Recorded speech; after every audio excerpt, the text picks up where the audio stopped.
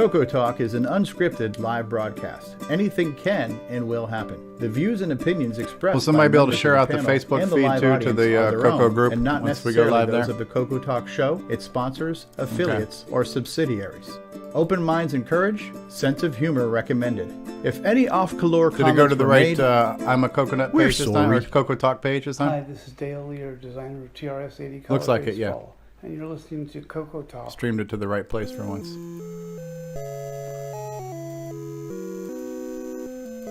Yes, yes, yes.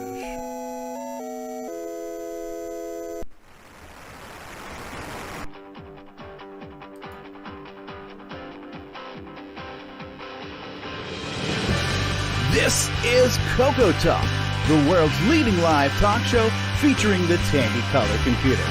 It's time to drop your socks and grab your real-time clocks, and let's rock. CoCoTALK is rocking the 8-bit world, keeping the Tandy flame alive. We may be mocked, but we'll never stop, 'cause CoCoTALK is rocking the 8-bit world.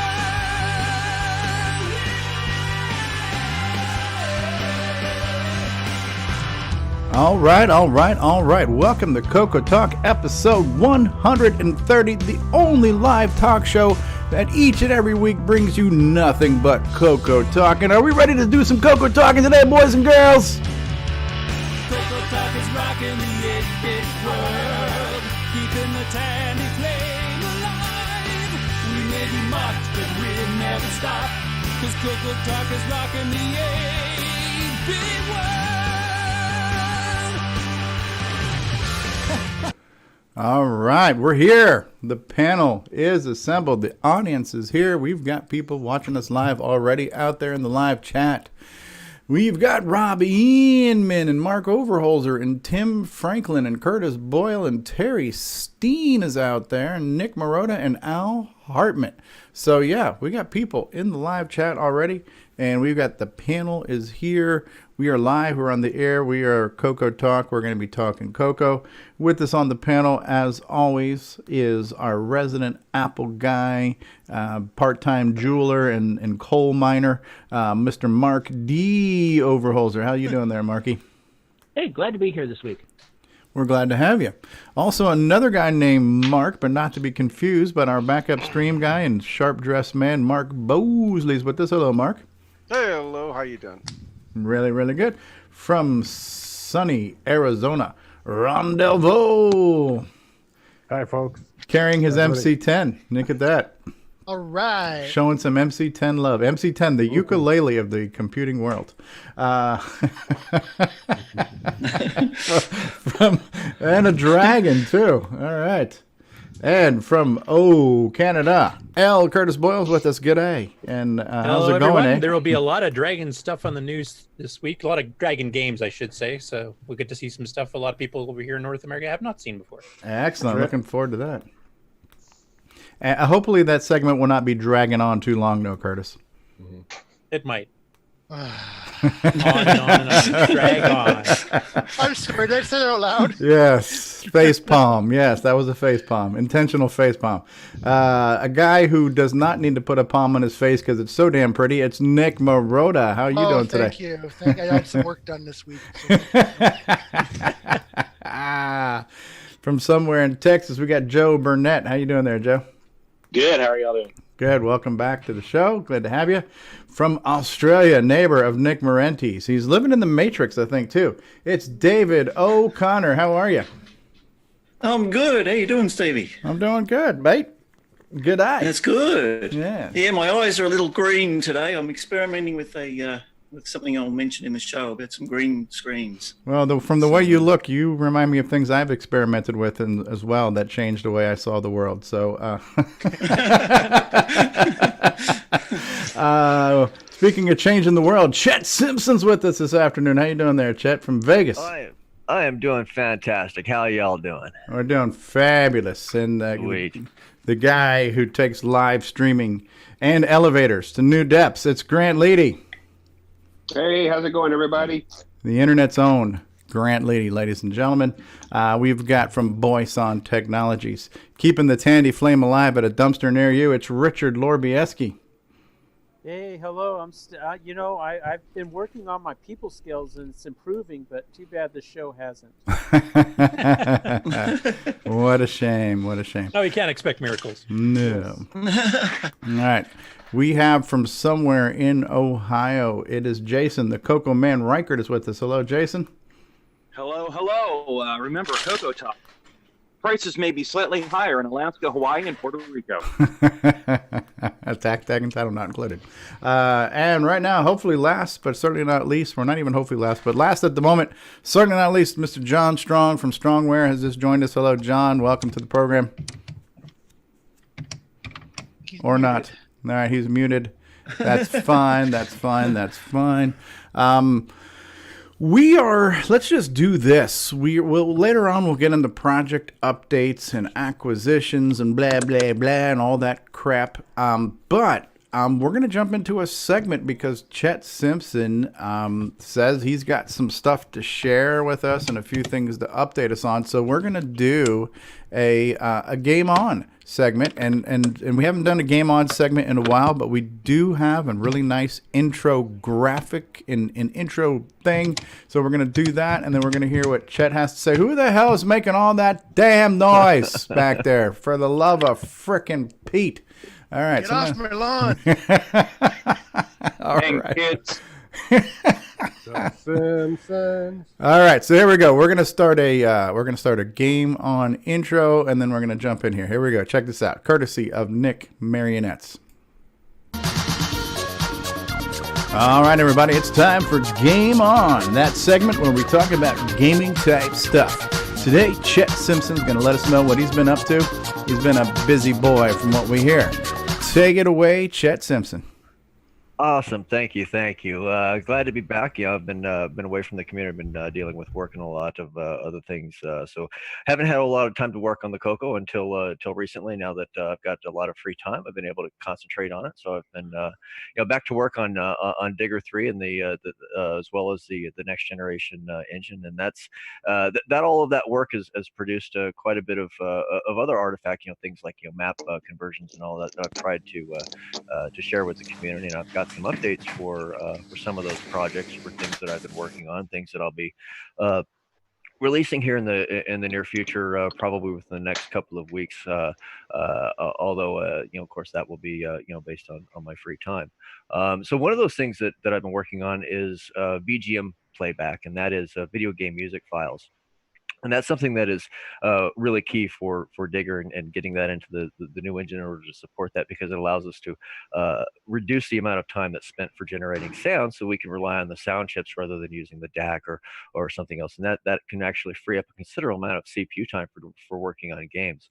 So getting that out and getting that up and running has been a key thing. There's some other projects out there that can benefit from that, and I've got some requests from people on that. So hopefully this will help people, because it's going to support the off the bat, it'll support the Game Master cartridge, and as well as the Symphony 12 and the Philharmonic 12 sound cards that are available out there, or will be available out there.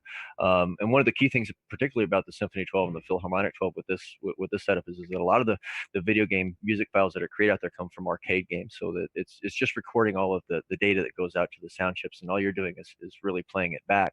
So you'll get a lot of video games that have dual chip sound. So so there's actually some sound files out there that you can use to support things like the Symphony 12 and the Philharmonic 12 already from some of those platforms. I think it'll be really interesting to see where some of that stuff goes, and getting some of that out there.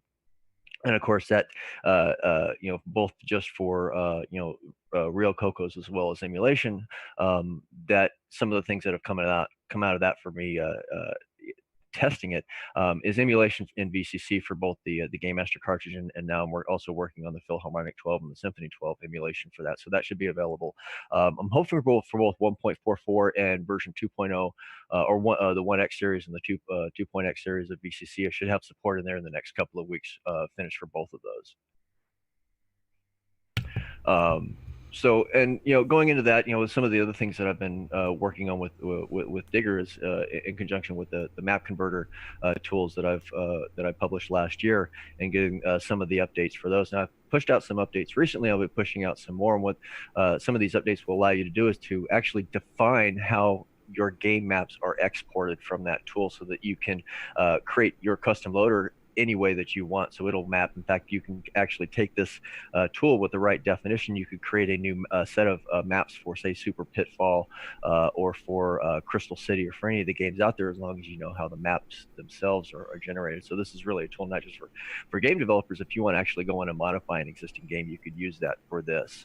And of course, I'll be pushing out some configuration and all of the specs that will allow people to create their own levels for Digger 3 on the next update that I'll be pushing out. Not only will you be able to create the maps, you'll be able to replace the tile set and define how they actually interact with the game. So if you want a particular tile to be death, you can make it anything that you want. You can actually make your own game, as long as you're okay with the game rules there. So there'll be some things like that I'll be releasing here in the next couple of weeks to help some of the game developers out there, and some of the efforts. I know that there's been quite a few games that have been worked on off and on over the last couple of years, that people have been having a need for tools. So hopefully this will fill some of the gap for that. And I'll also be including some example code for loading that. I'll be releasing some of the code that I use for loading all of the maps into Digger that generates, supports the multiple layers, the overlays, the different objects, and loading all of that in there, and it's all completely customized from a definition file that you give to the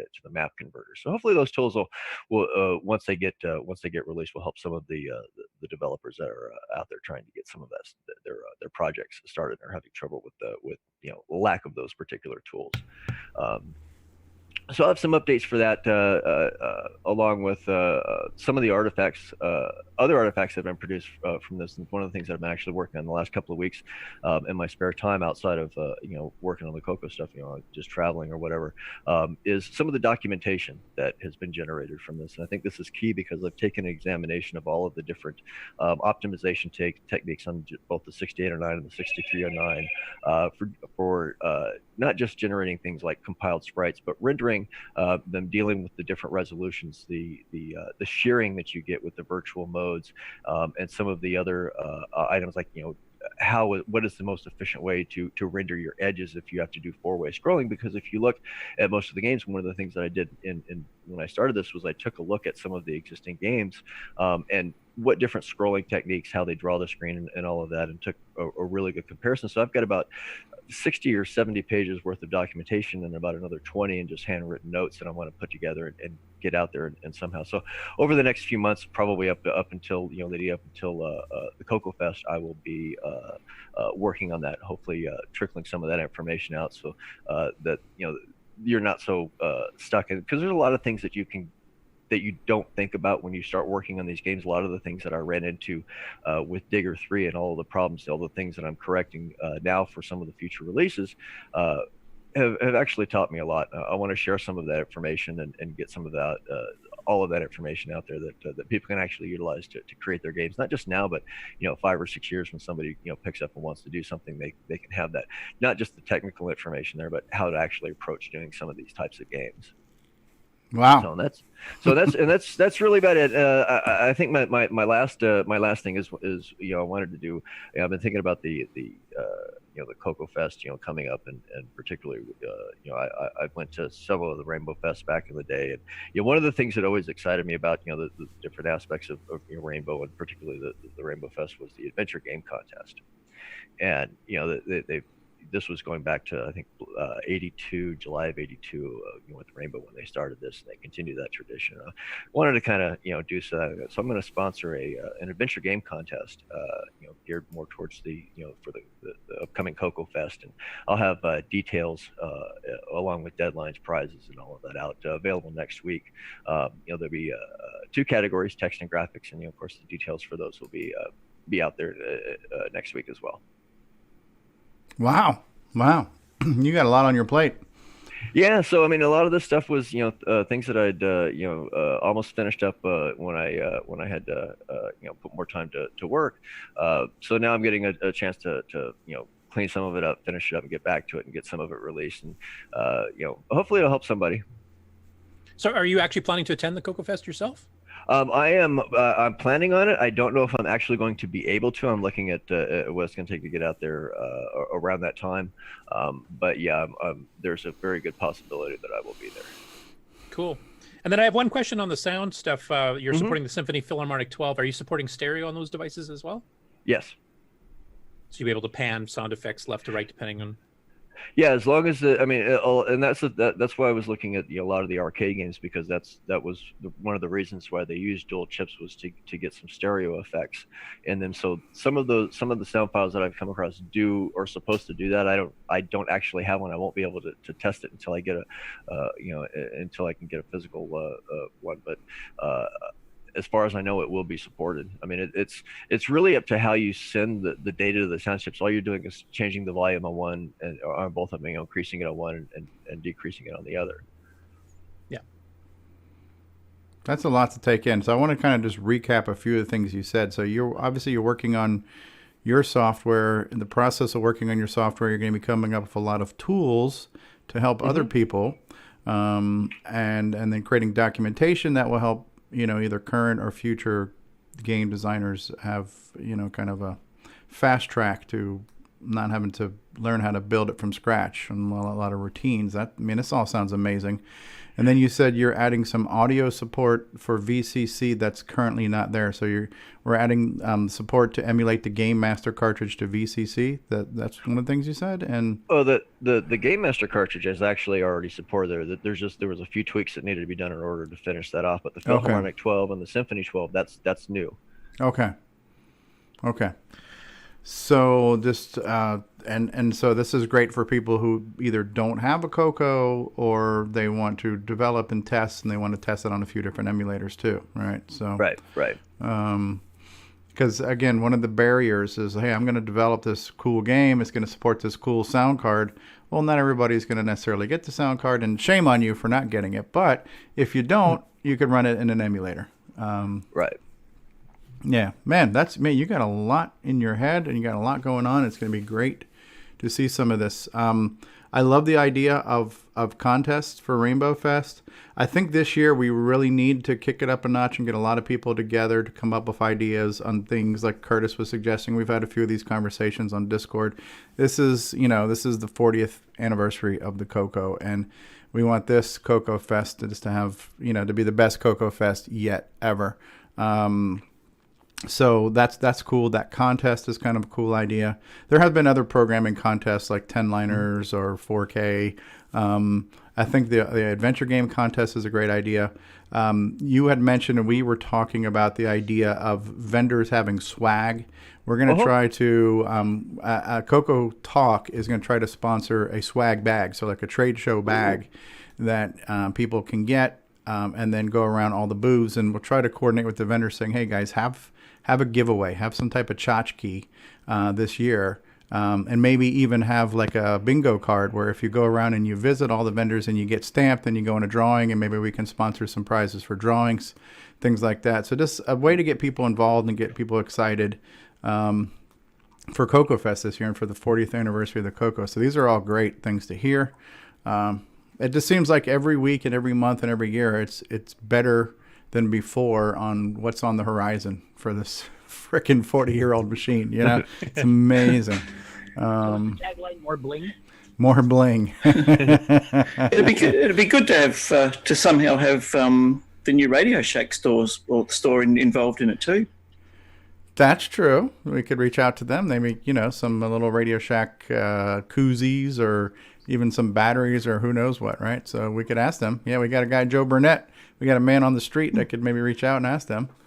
Just let me know. I'll go up there. Yep. Yeah, we can ask them. Actually, see if one of them wants to come down to CoCo Fest too. They can hawk soldering irons and stuff. Yeah, true. Get involved with the hobby community again. Yeah, for sure. Yeah, a lot of ideas. We need to keep these ideas coming. We'll try to brainstorm throughout the week when we talk on Discord. Then we need to bring all these ideas to the meeting and propose them at the Glenside meetings and make sure everybody's cool with this. I can't see why anybody wouldn't be, but man, that's a lot, Chet.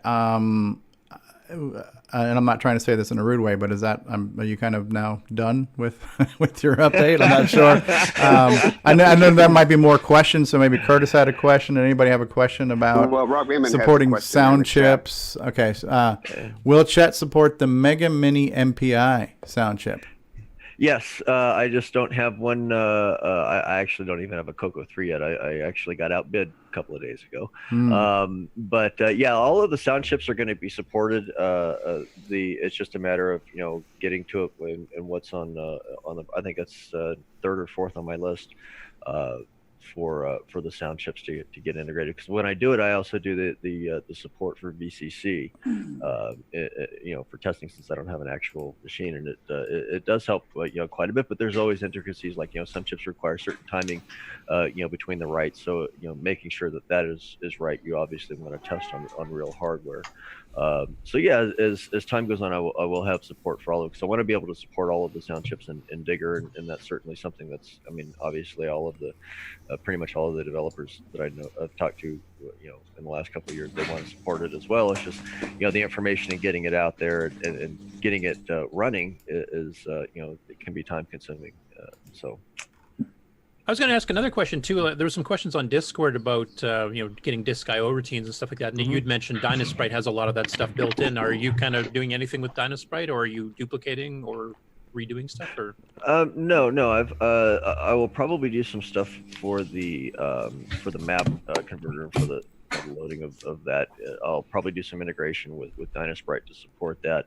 But I don't use it. I certainly do recommend it. If you want to write games, if you want to get started on games, and you're not, you don't want to learn the optimization and all of the stuff right away, you're just interested in writing a game, that I certainly recommend using it and taking a look at it. If you're interested in some of the functionality that it has, like some of the disk I/O, it has zip compression, I believe, supported, built in, so that when you're reading from a file, you can read from a zip file. So that helps with the distribution on real media. So there's a lot of functionality there that I think can be very helpful to people. That there's just a lot of stuff that gets rewritten, and I think all of it's already there. Okay, cool. You're probably the first person I know besides the author that's actually really got into Dynasprite much. So, I looked at it. And the only reason why I don't use it is it doesn't do the type of optimizations that I'm doing for Digger for the next generation stuff. There's a lot of differences. It's more general purpose. It could use some more specific optimizations, like compiled sprites. I don't think it supports that. But I certainly recommend, people, and I'd like to see, people get into using it, maybe improve it and add some of those optimizations to it. But, I've got my own code base that I work with, and all of my optimizations really don't mesh with the model that it's designed for. Okay. Plus, a lot of people like Nick Morendes, he just likes, learning how to do these techniques himself. So he always writes his own routines, even if somebody has done something similar before. It's because the learning process works a lot better if you actually do it yourself. But that might be the same with you too. I don't know. Right. Well, there's also a lot of things that are there that are I don't think are taken into account. Things like split screen, if you want to do a score bar or an info bar at, say, the top or even the top and the bottom, like Nick did with Popstar Pilot. But there's a lot of other things that you can get into that just aren't there, but they could be. I think that a lot of the community could probably put some make some improvements like that. But there's just stuff like that. There's no even or odd pages, so you're still limited to that 4 pixel scrolling. So there are some limitations there, and how do you optimize that well in especially if you've got 2 megs, or if you plan on using 2 megs. So there are some techniques that just aren't supported that I need. Yeah. Okay. Does anybody else have any questions? Any other questions in the chat?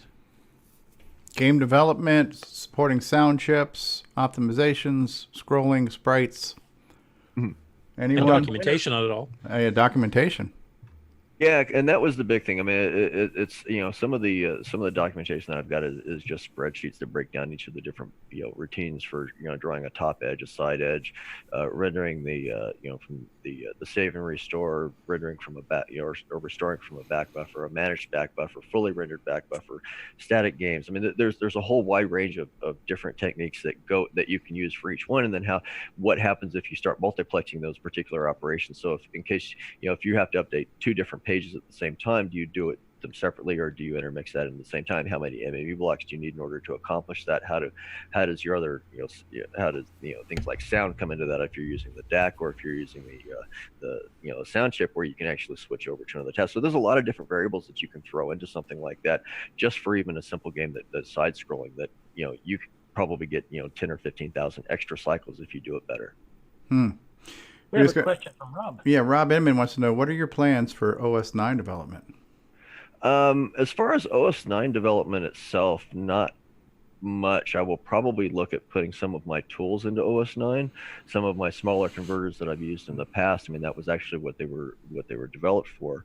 I will probably switch over to using OS 9 level 1 as my one of the core libraries for disk I/O and all of that stuff, so that I can use access to OS 9 disks and all of that for installation and other and hard drives and stuff too. Which, if you want to make a large style game, you could send it out as a VHD hard drive file and load in your resources like crazy in 120 meg or something.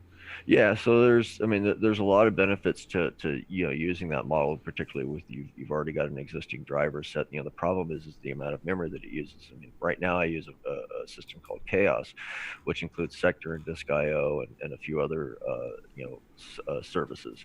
It comes in at about, I think it's like 3 or 4K, right under 4K. Like most things, it's all based on the stuff, all the code from RS-DOS. But when you go into looking at something like OS 9 level 1, you're going to have to at least 16K. I mean, right now I think I've got the kernel loading in at 12K, gives you a few K left for processes, and then I'm trying to restrict it to that particular region of memory, and I'll just page it in when I need it.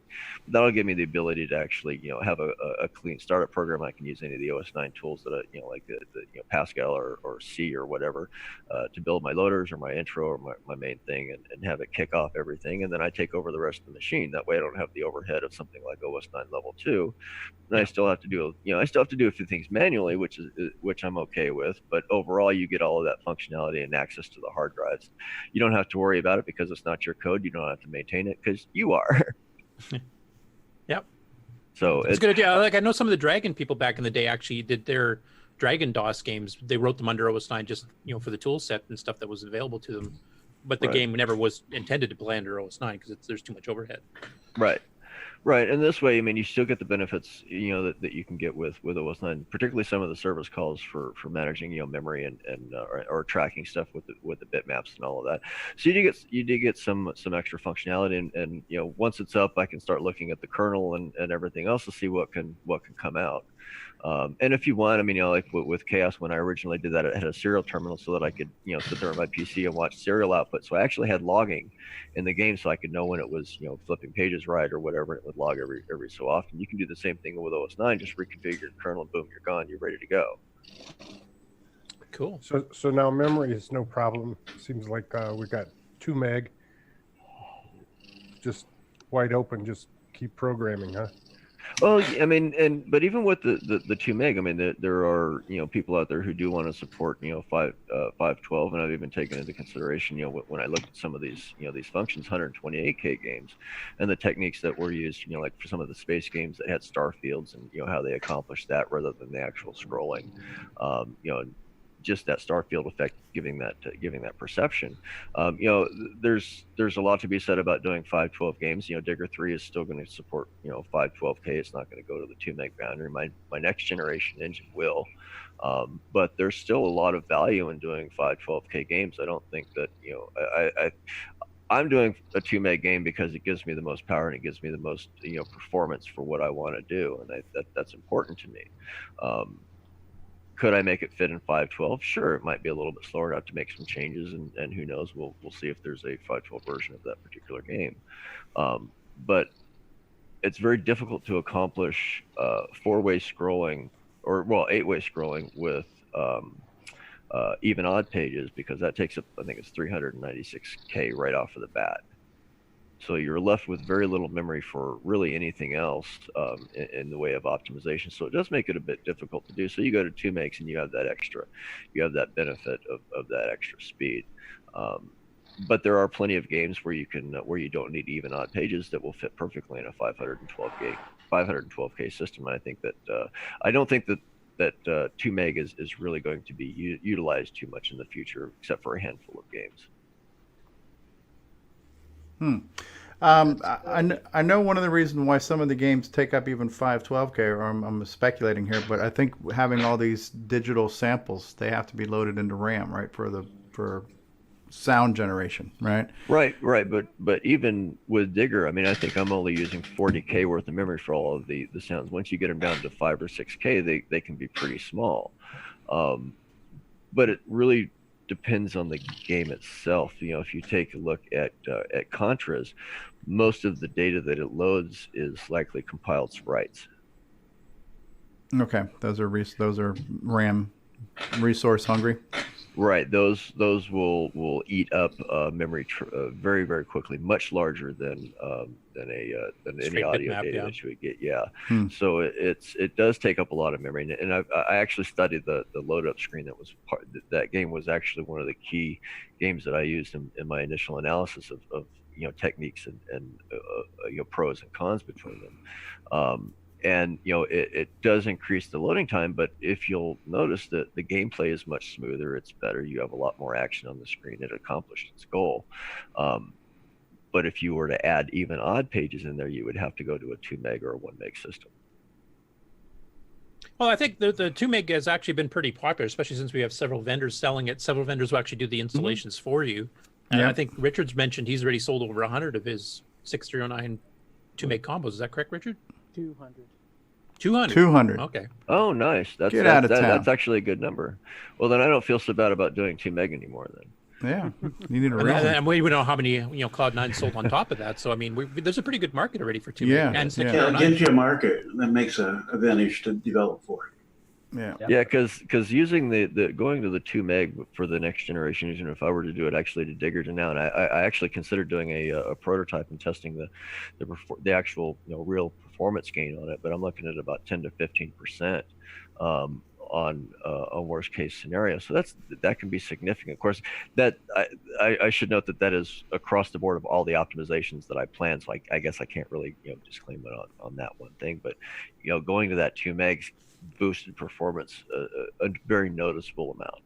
Hey Chet, are you gonna have any experience with the Gimme X in the future? Yes, I am. I've looked at. I understand that the performance isn't going to be an issue for it, but I do want to support my games on it, and I definitely want to support a much richer graphic set for it.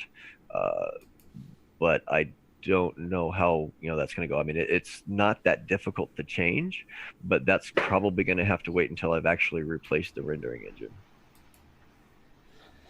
Would using a sound chip instead of DAC speed up things too and reduce memory overhead?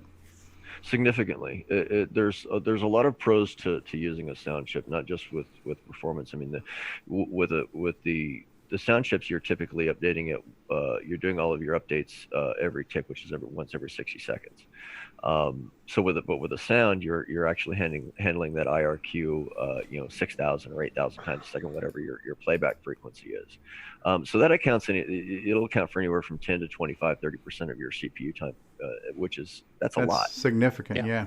Right. That's the difference between 30 frames a second and 20 frames a second in a lot of games. Yeah. So there's that aspect of it. You've got a lot of performance gains on it, which is certainly important to me. But you also have much easier memory management, because with dealing with the FIRQ at that rate, you don't want to have to be switching your MME blocks as well as doing the audio data or switching tasks, because it's gonna really impact that a huge amount. So you want to any way that you can reduce that, you do. And so you are going to have that memory always mapped in as long as your game is playing. So that's an 8K chunk completely gone that you can't use for anything else. Now, when I mentioned earlier about multiplexing certain operations, like if you're having to draw to multiple screens at the same time, or if you're having to do an operation twice, you want to kind of optimize that into the same one, because you're loading the data, you're storing the data twice, but you're only loading it once, so you save a considerable amount when you do that. That makes it much more difficult. I mean, there are optimizations that I can point out in the documentation that require 6 pages, which leaves you one for your game and one for the thing, and there was another that required 7, but that was an extreme case. It was a really wacko use case that I don't think will ever happen. But I could see somebody going that road and getting frustrated, and I think that's one of the big things when you look at some of the stuff is you either get caught with your pants down, or it becomes more than you were expecting, or there were things that you didn't think about, and it makes it much more difficult, and it frustrates you to the point where you just give up that particular project. I got another question, Chet. Say in the future we have these serial ports on the MPI now, and is it possible to do interactive game playing through the internet or anything like that in the future? Yeah, and actually that was something that I considered when I started looking at doing more CoCo stuff, back in the day, what would be a nice little project to kind of play around with. And I think that if anybody wanted to do that, I would try playing P51 over the internet. You would just you would just need to have some way to take, the serial communication from the CoCo emulator or from the real CoCo and get it to the internet somehow. But the game itself was designed, I think, to run over 300 baud, so I don't think any latency would be an issue, although it might at some point. But I think overall that would be your best bet as a starting point to try and get that up and running, because you wouldn't really have to modify the game. Well, these new serial ports have pretty high bandwidth, don't they? The serial port may have the bandwidth, but the CoCo may not. Yeah. Yeah, the 16550 helps because you get an IRQ like every 14 bytes rather than every single byte, so your overhead goes down. And also I think Jim Brain he's got an Ethernet card for the Commodore 64, so if he manages to port that over the CoCo, where you actually get full Ethernet frames that the card itself's handling, and you're basically almost reading it like disk sectors at that point. Yeah, and that becomes pretty quick. So there's, I would have to say, yeah. I mean, it's the technology is not a blocker. It's not something that would really hinder you from it, because anything on the CoCo would be expecting a low latency anyway. So yeah, I would say that certainly you could get games like P51 or even maybe Karate if somebody could get that code uncovered and working, because I know there's remote play code still in that game. But I don't think that you would see a game like Digger 3 being played over the internet. The amount of processing that it would take and the latency would make it just unusable. Let me just dwell on that for a second there. You said Karate, like we're talking the Dicom Karate game? Yes.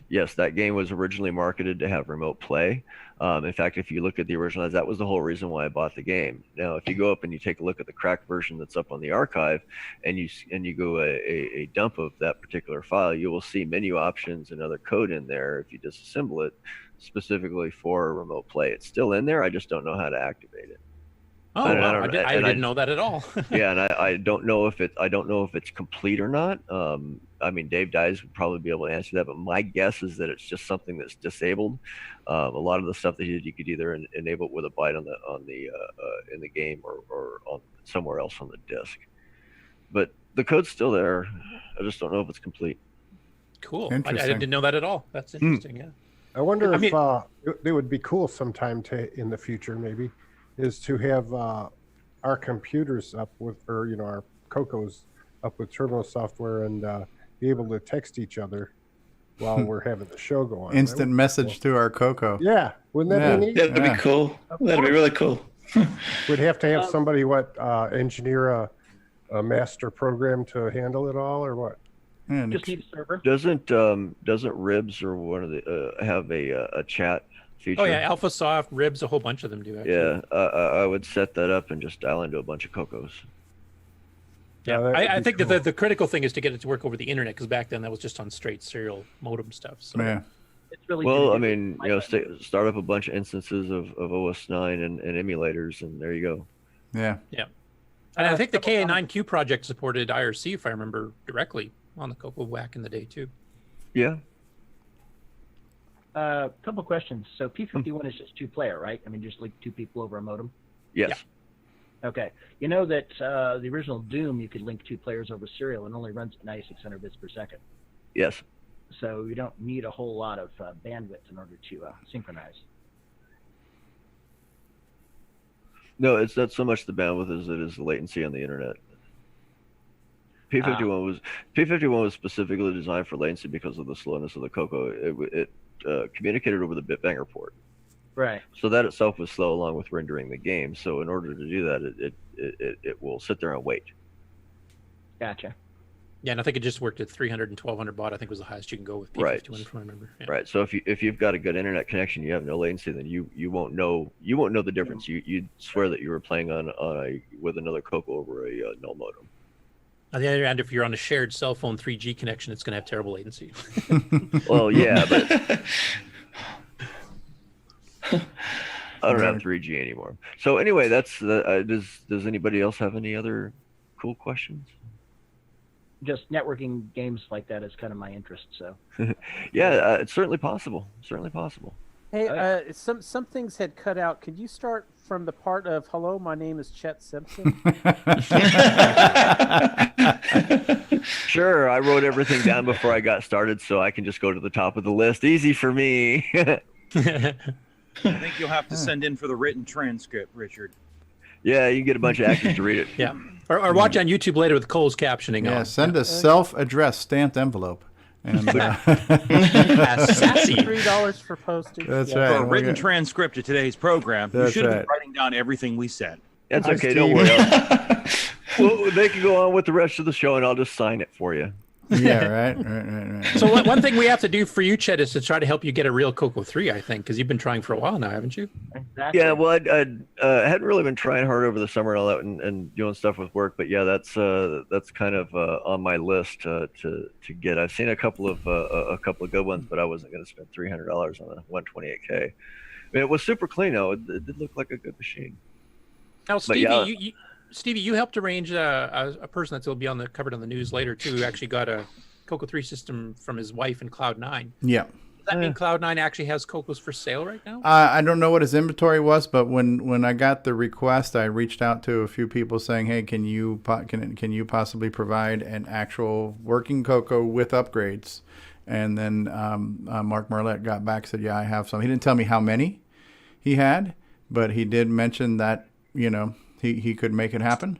So I put him in touch with the wife who reached out to me, and they kind of took it from there. So I don't know how many he's got available, but he did mention that it was what he called his grade A, which is, the super clean, new looking ones. So that might be an option for Chet too, because then he can get a 2 meg 639 machine all in one shot. Yeah. Right. I'll have to give him I'll give him a call. Yep. So yeah, that's pretty much it for me. We need to get Chet a CoCo. Let's do a Kickstarter and let's get Chet a CoCo. You got your CoCo 3 yet? Yeah, Not just a CoCo. We need to have very sad music playing with pictures of Chad looking. Looking we'll have sad. We'll have Sally Struthers do it. Yeah, I think I can do it on my own. I can come up with my own sad face. I don't want her anywhere near my commercials. Okay, I'm thin. I'm not Ethiopian, all right? I just think it's a good idea because I know you're releasing the Digger 3 game for free. You're like right up front. You're saying you're not going to charge for it. So if we can help you get a CoCo 3, a real one for testing, upgraded, ready to go for your 2 meg and 639 stuff, then yeah. You should use that's a way to pay you back without actually having to pay money for the game. Yeah. The picture you got there, he has to have his hands on his head all the time. Poor guy.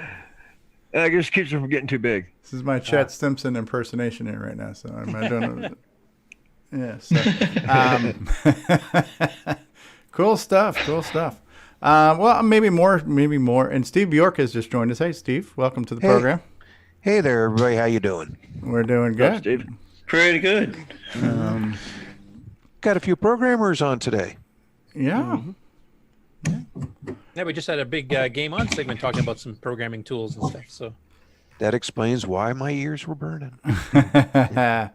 All right, well, how about we do this? How about we go ahead and we are going to take a commercial break, and then we'll come back. I think Curtis Boyle will have some news for us, and then we'll get into project updates and acquisitions, things like that, after these words. Everybody cool with that? Yep. Sounds good. Sounds good to me. Mm-hmm. This is Ken Reichert, author of Nightmare Highway. Nightmare Highway. And you're experiencing CoCoTALK?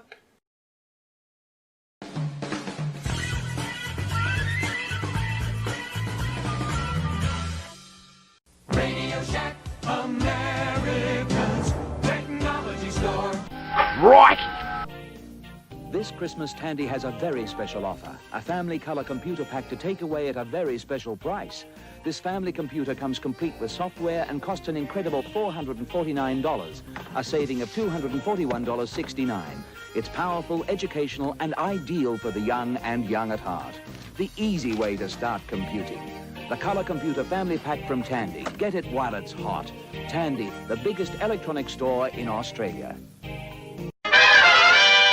As you start your journey to CoCo Fest, you notice the road ahead is littered with rogue furniture. You realize you are driving on the Nightmare Highway. Nightmare Highway. The new game for the Tandy Color Computer 1, 2, and 3. Nightmare Highway. Nightmare Highway. Stunning low-resolution visuals. Digital to analog converted sound. 100% machine language and basic. What are they saying about Nightmare Highway? Nightmare Highway.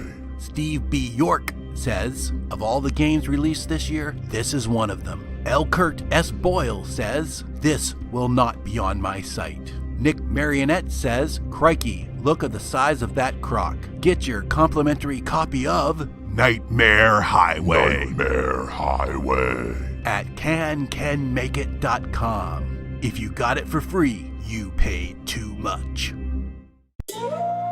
Coming soon. All situations depicted in this trailer actually happened. This true story has been anonymized to protect the guilty.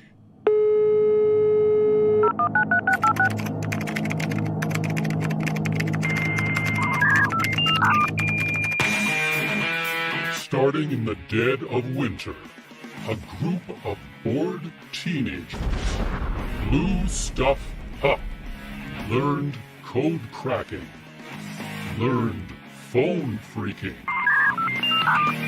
hijacked and hacked. No system was safe. No one could catch them, or so they thought.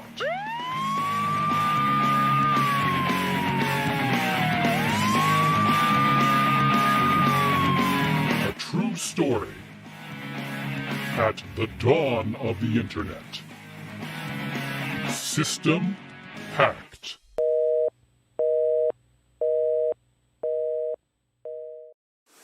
And now, CoCo Thoughts by Samuel Gimes. Were CoCo mice bad back in the day because the CoCo cat kept eating them?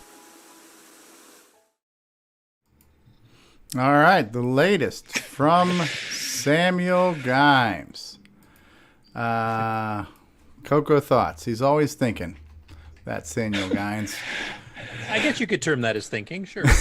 It's very abstract thinking. But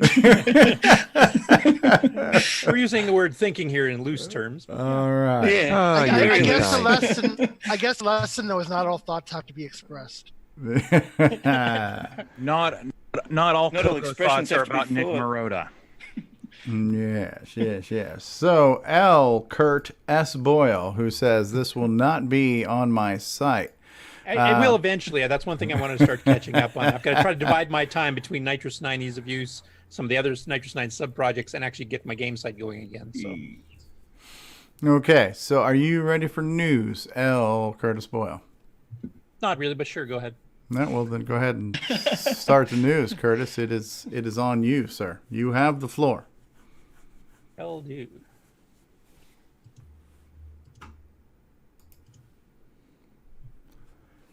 L. Kurt S. Boyle. Okay, you guys can see the Chucky Egg splash screen? Chucky Egg, yes. Yep. Okay, so Pet Sass Jim 1 or whatever his name is on YouTube, the guy that's been going through all the Dragon games, he put up a whole bunch more this week. And since a lot of us haven't seen a lot of the Dragon games, I picked a few, actually a fair number of them this time because there's a few I hadn't seen before either. Some of these you have been seen, have been ported to the CoCo, but a lot of people are not that familiar with them. So the first one is Chucky Egg, which I believe is a cross-platform one on multiple systems in England at the time. And you can let me know if it sounds too loud because I know YouTube tends to overdrive it. Okay. And this is the upgraded version by Paul Bergen.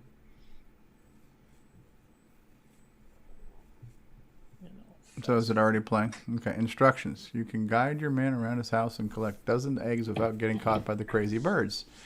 Be extra careful of the daft duck if he gets out of his cage. You control your man using 4 direction keys and a jump key. All right. That's a British term for crazy, by the way. Daft duck? Monty Python uses daft quite a bit. Okay. Not to be confused with Daffy Duck. Yeah, don't be confused with Daffy Duck, but he's a daft duck. All right. Get to the part where he starts playing a game. Yeah. Okay. Well, look at that. Kind of looks like a minor 2049er. Yeah, a little bit. Collect the eggs, collect the other things too, dodge the... Those are the daft ducks, the Daffy Ducks. You have a timer, of course, too, as well. Okay. Suffer and succotash. So kind of a little bit like Gold Runner, little Load Runner, little bit like Cashman or Jumpman. Yeah. Yeah, the sound effects remind me of Cashman. Like some of the pickup sounds are pretty similar. And okay, so you can fall without taking falling damage. It looks like, which is good. Yeah. And there's multiple screens too. I was trying to see, remember if you actually made it. And the okay, yeah, that's neat. And what's the deal with the kind of bird cage up there in the corner? I'm not even sure, to be honest. Is that kind of like in Donkey Kong, who's like whoever the prisoner is you're trying to help or something? Oh, could be. I haven't played Chucky Egg in quite a while. Okay. So. Oh, I like how it a nice transition screen. Scrolls onto the next screen. Yeah. Oh, it's the elevator. So now we're getting into very Donkey Kong-esque. I think I'd like to play this game. The walking noises when he's walking along, it reminds me of Bjork's song "Army of Me." The start starts with that little ticking thing. That Death song was very Donkey Kong-esque too. It's a nice platformer. Yeah, I want to try this. I like this. I think I would enjoy this game. And this one has been put onto the CoCo. I've actually played it before years ago. So yeah, you should be able to do that. You can also use a palette hack. Yeah, as most games could. Yeah. All right. Okay. Boy, the colors are beautiful. Chateau of Gold. Yeah, this one is it's a text adventure game, but it's got an interesting interface design for it. It's not just your typical, you might have a scroll window or something to hold things on, but actually has a few little extra bits. And hey, Paul Fiscarelli just joined us.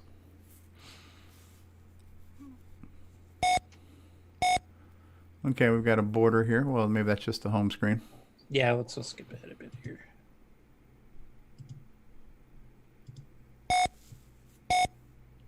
So basically in the upper right corner, that's what level and what room X and Y coordinate you're on. That's always kept on the screen, so you can kind of keep track of where you are in the map. Level 3. Okay. Yeah, so you're on floor 1, and your X coordinates, or floor 3, I should say, and your X coordinate is 1, and your Y coordinate is 5. So it kind of allows you to keep track of where you are.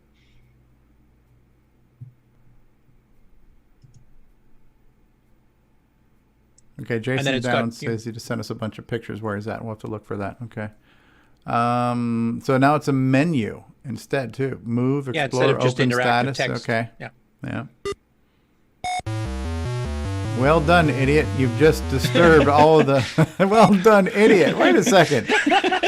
I get this abuse in real life. I don't need this from my sources of entertainment. Maybe it was written with you in mind. I don't know. But, That is different. That is different. Yeah, it's so. Yeah, I mean, I just thought it was an innovative take. I hadn't seen that in any of the CoCo ones Yeah. I've seen. I've seen the the quick menu as opposed to actual typing in commands. Yeah. But I'd never seen it keep track of your floor and stuff in the upper corner at all times. So. I don't think I've ever had a CoCo game call me an idiot. No. So we I know usually some we people usually call the computer an idiot. We usually have to play log into Photon? we have to log No. onto Discord for that kind of abuse, So. If you play Photon on 512K, it has a digitized voice that's behind the evil guy in between scenes, in between levels, that it's insulting you all the time. So you should definitely play that then if you're into self-abuse. Okay, neat. That's Okay. an angry programmer. Yes. Championship darts. Okay. Yeah, it's not too often you see a dart game, so I thought this was No. kind of neat. I No. think it's written in BASIC too, but kind of a different one here. Excuse me. Yeah. Yeah, get to the part where we're playing the game. Who cares what people's? Okay, what's your name? What's your? Well, options. Options are good. I like options, but let's get to the gameplay. Jim will throw for. Yeah, this looks very basic-y, right? When you can see the circles being plotted in slow motion, that's definitely a very. But it's cool. Okay. Yeah, the throwing mechanic was pretty good. I mean, for basic, of course, you're kind of limited with. Okay, and yeah, I mean, I like how the numbers just showed up, and yeah, wow, yeah. So it just goes spinning around. You have to hit the key to do it, and then you've got your adjustment there that you got the little bar go Okay, back and forth, kind of actually, like the that golf is pretty games. clever. And then where's the marker where the dot hit, where the dart landed? Okay. I think it just shows it when it does the sound, and then it. Okay, so adds it your doesn't score leave, based on doesn't it. leave the dart like marked on the board as being there. Okay. Yeah, just when you initially throw it, then you could see the hit. Yeah. Yeah. No, that is it. No, that is interesting. No, and it looks good visually. This looks like a dartboard. You don't have to imagine what this is. So. Yeah, and the play mechanic of selecting the two different things of this spinning thing going around that you have to hit the key to hit it, and then you have to do the adjustment on the bottom is kind of like to fit it in a basic program that isn't running that fast. It's pretty good. Mm-hmm. Curtis, can you do us a favor and not talk over the cat when the cat's trying to communicate with us, please? It's very rude. So. Sorry, I've been pressing the mute button, but I miss a few of them. So. And this one here, this is there's two parts. There's two versions of this game, or two different, I guess, chapters of this game. It's a clown's game, and some of these are written in BASIC too. So this is the first one, and this was pretty interesting. I thought he did all the semi-graphics high res to get all these different color shades on the screen at once. Unfortunately, the game itself doesn't do that, just the title screen. But okay. But that shows you what you can do with semi-graphics. We'll skip directions. We don't need no stinking directions. So it's a basic game too, but basically you have to try okay. to... So you're trying to catch the ball. And it's pretty fussy. It has to be pretty well dead center. Yeah. Okay. That's interesting though. So fast forward where he starts to learn how to do this properly. Hey, that's cool, and I like the score in there. I mean, other than the speed, the presentation's pretty good. Yeah, it's one of the better basic games I've seen. And Yeah. it's a gameplay I haven't seen before. No, that's neat. And then this is the clown juggling, which is basically another clown game by the same company. You can tell the nice basic intro. That's cool. So that's yeah, he does all those semi-graphic fancy stuff. semi-graphics, but only on the intro screen. Yeah. Don't get your hopes up yet, because we just spent our budget on the title screen. Yeah.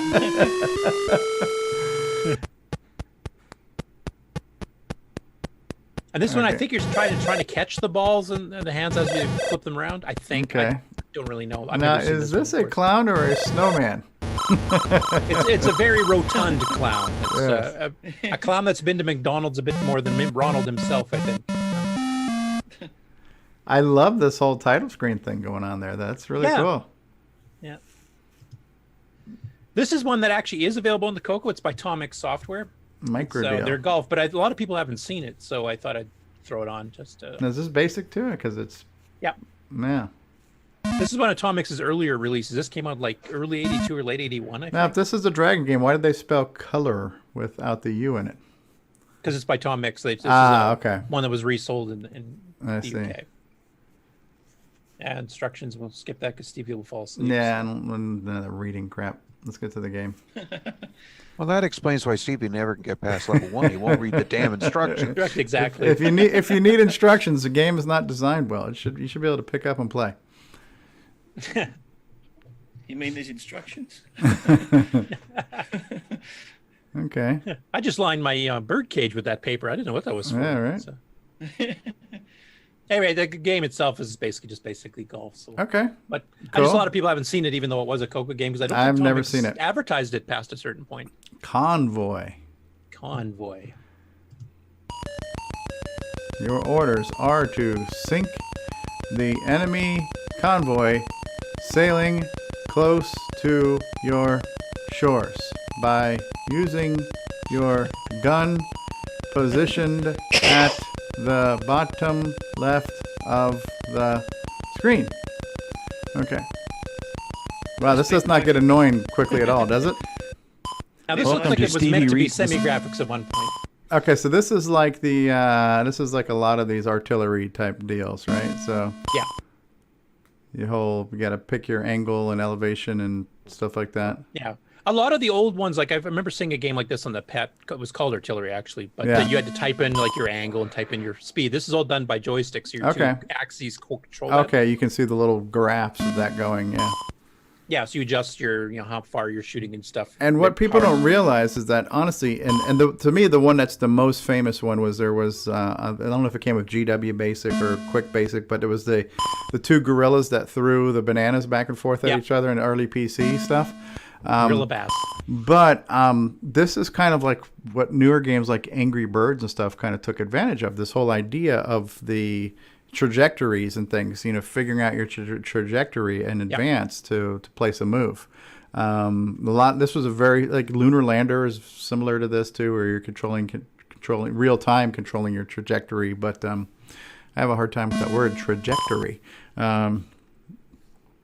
No, that's neat. I mean, the Angry Birds and all that has added all the explosion physics and how the Yeah, different pieces yeah, the fall break- apart. the- That's the big innovation there. But yeah, basically it is the similar game to this. And what they're doing here, because this did not artifact, you're getting kind of, again, like these Mac Classic patterns on a black and white screen to show you the difference between like the sky and the water or whatever the case may be, right? So, yeah. So those are ships going across the ocean, and then there's a skyline above it. I love that graphic. I've seen that graphic on the Dragon Group quite a bit on their This one cassette here, the covers and splash screen stuff. from Mike Yeah. Ago? Yeah. Cuthbert What, me in worry? space. Yeah, right. So yeah, Cuthbert was like Cuthbert was a famous dude. generic term. There was a couple games that actually had the same character, but then people just started making Cuthbert games with completely different characters, so it's just some generic whatever. Because they even called Ken Kalish's Monkey Kong Cuthbert. Yeah. At one point in time. Yeah, that's true. And some Tom Mix games I think got renamed Yeah. Cuthbert too, if I remember. So what is going on here? Is this a game like Joust? No. In this case, you're collecting those fuel things, those yellow bars. So Okay. you got to fly and dodge all the objects. You got to pick one up at a time and then take Oh. them back to your ship to refuel your ship. Oh wow! So this is kind of like the bug thing and the shark thing, right? The game you showed us last week with the bugs. Yeah. I think if I remember correctly, you can only pick up one at a time, to which he's just figuring out as he's playing here. But basically, once you pick one up, you run back down, put it on your ship to refuel it, and then there's other screens too as you go and different things to do. I don't know if I don't Difficult believe with he's those got. balls coming across so quickly if you're near the edge. Yeah, no, they're fast. Yeah, I guess he did make it to another screen. Or is that the same screen?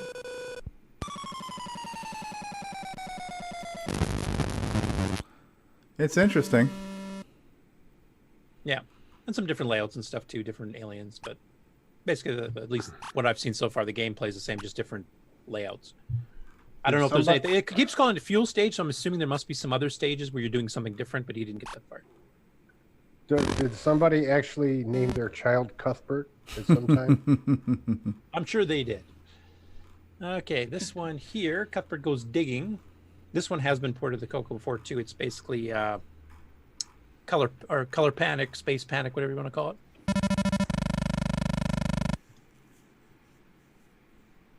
Micro deal. I like the fonts. Looks like we're using some type of exclusive ore there as we're masking our bits on top of each other. Yeah, let's get to the actual gameplay. Yeah, no, that's good though. Lower res, I think it actually fit in 16K if I remember Yeah. too. There's nothing wrong with a single color sprite if it's, if it gets its job done. Yeah, and it's a low res sprite. I mean, this is running like 128 by 96 or something. So. Oh, so you're running out of oxygen now too. Now he's trapped himself in that spot. I think you can run and jump through them, or you can refill the hole too. I think. Oh, okay. Oh, okay. So you don't die if you fall.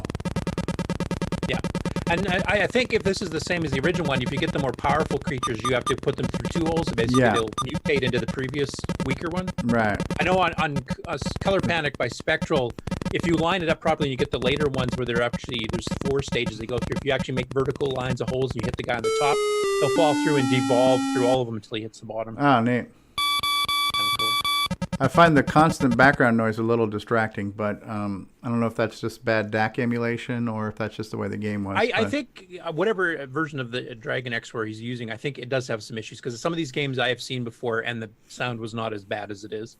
So I think there is some emulation issues. He might be using an old version or something. I'm not sure.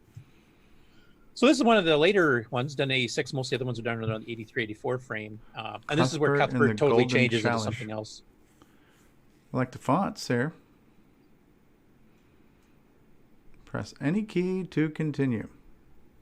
Cuthbert and the Golden Chalice. Ooh, look at this. Looks like it's got a really fast speed to it. Yeah.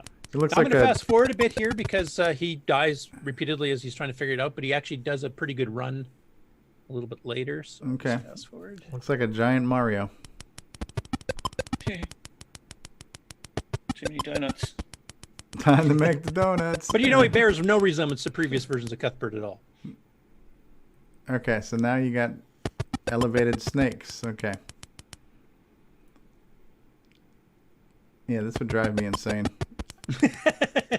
It's one of those games that requires patience. It's not really a TV game. No, not at all. This is a pre-rage quit game. Yeah.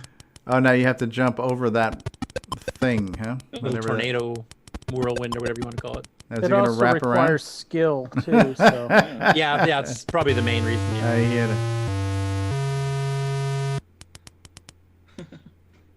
But I mean, the basic thing is basically you have these pits to jump over. They keep adding little things that you have to Yeah. at the same time, so keeps you interested in. So it's kind of a pitfall, trapfall inspired thing too, right? You got Yeah, kinda.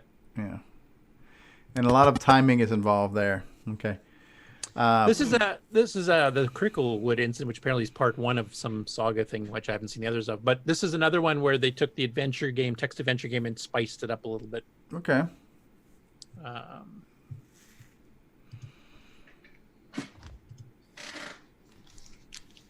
Input level: John Travolta, Utterly Wally, Genghis Khan. Genghis Khan, Superman. Who the hell is Jeff Boycott? It must be I have a no idea. British guy. You're in a padded cell. You have 80 cents. You feel great. Items of possible interest. This is really interesting how the screen's divided into different areas. You can't Yeah, go and that basically your bottom's your text bars, or your Yeah. objects are in that little middle green bar, and then you've got what exits, what directions you can go. Like it's very well laid out. This Yeah. would be an excellent one to port to Nitrous Oh, 9 toffee level 2, paper. actually. He just left it. You left the toffee paper, dude. Come on. We could have rolled one up. Get the toffee paper, dude. All right. What is And now the chocolate? Hells Angels come in. Oh, wow. You're in a long tree-lined road. A Hell's Angel appears nearby. Toffee paper, Hell's Angel. Give paper to Angel.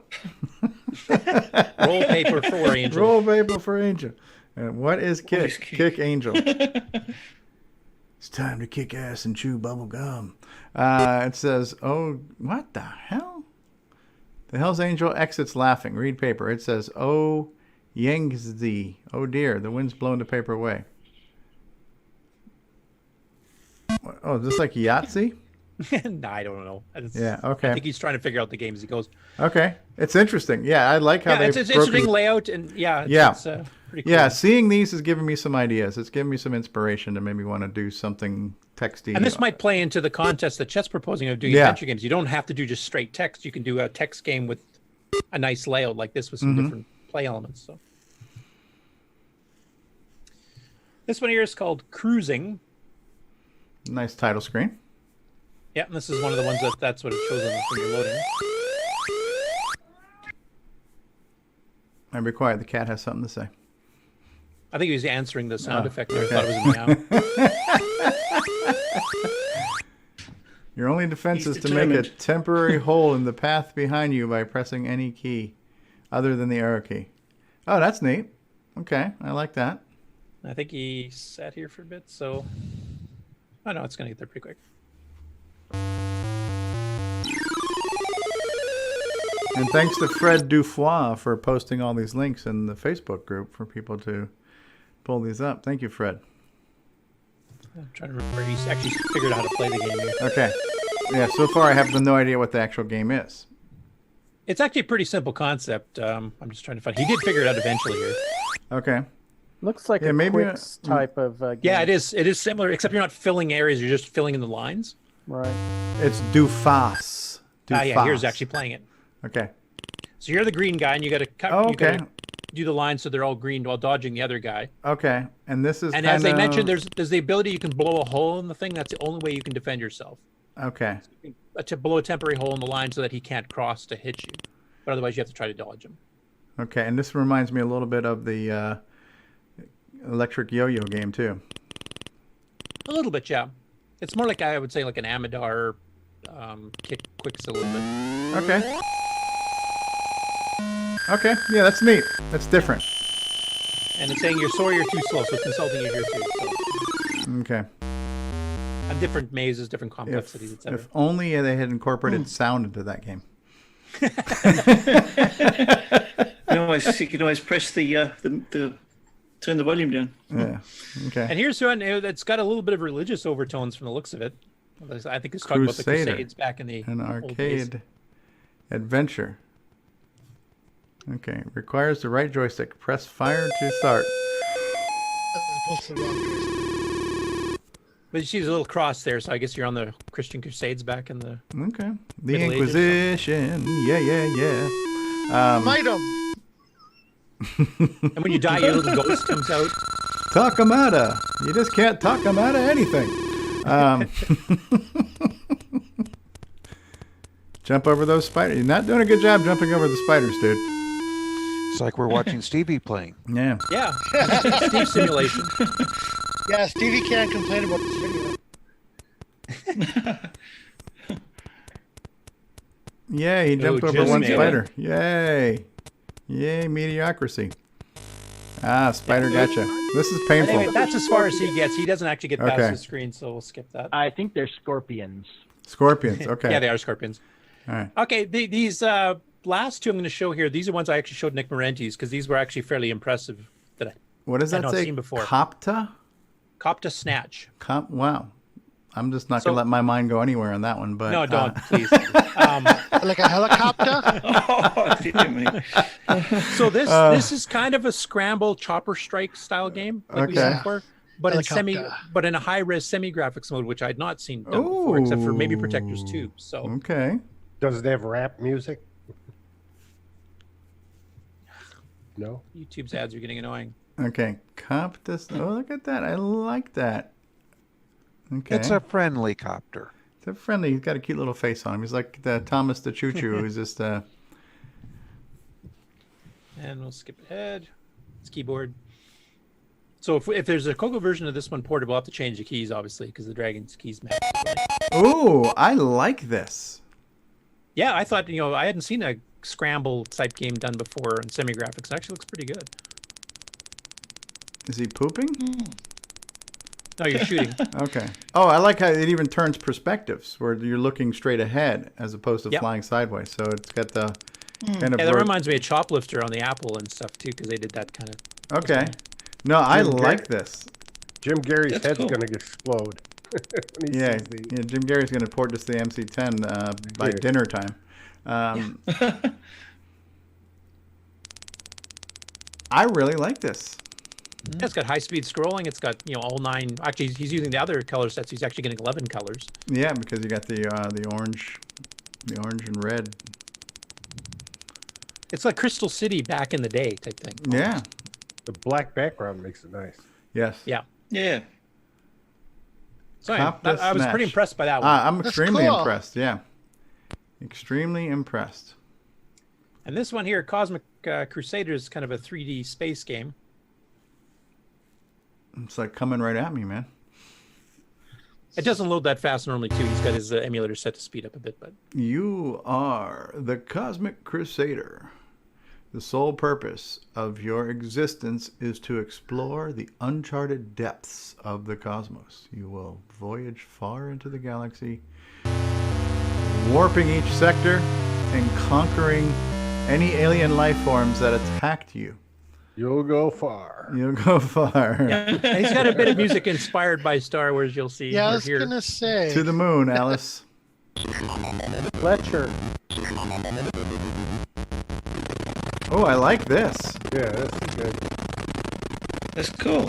It's very cool. That's really cool. One thing I really like, and you'll see it later when the TIE Fighter ships start coming out, he actually has them spinning and rotating around, so you actually did a lot of time drawing the graphics so that it's not just an image that rotates 90 degrees at a time type of thing. It looks like Green Pumpkin. I like the little warp That's effect cool. there, too. That's cool. Yeah. This is Hostile cool. alien. This Battle could use a little palette fleet enhancement, but... yes, it could. He did as good as he could, given that. Oh, yeah, but at least it's not... Oh, yeah, the TIE Fighters look really good. Yeah, rotating That's cool. and spinning. Yeah, and Yeah, to totally his cool. credit, space is not green. So he's using blue for Yeah, space, blue. so that's good. No, those TIE Fighters look awesome. The explosions are cool. It's basically space in the daytime. Space in the daytime when the sun is out, right? So Yeah. That's cool gameplay. absolutely. That's A lot neat. going on there. I have to say, I've seen more 3D games on the Dragon, like CoCo 1, 2 level stuff, than I have on the CoCo itself. They seem to be really enamored with this. And they did a really good job on it. I think part of the reason is that the Dragon came out with a minimum of 32K. So that was your common base to write for, so you didn't have to limit yourself to 4K or 16K like we did. So a lot of people wrote 16K games on the North American market to try to get as many sales, like whereas the Dragon started at 32, so they could kind of up their ante right off the bat. Okay, cool. That's cool. Fast forward. Is there anything else to see? I think there's a meteor thingy, if I remember. Steve, you're so ADHD.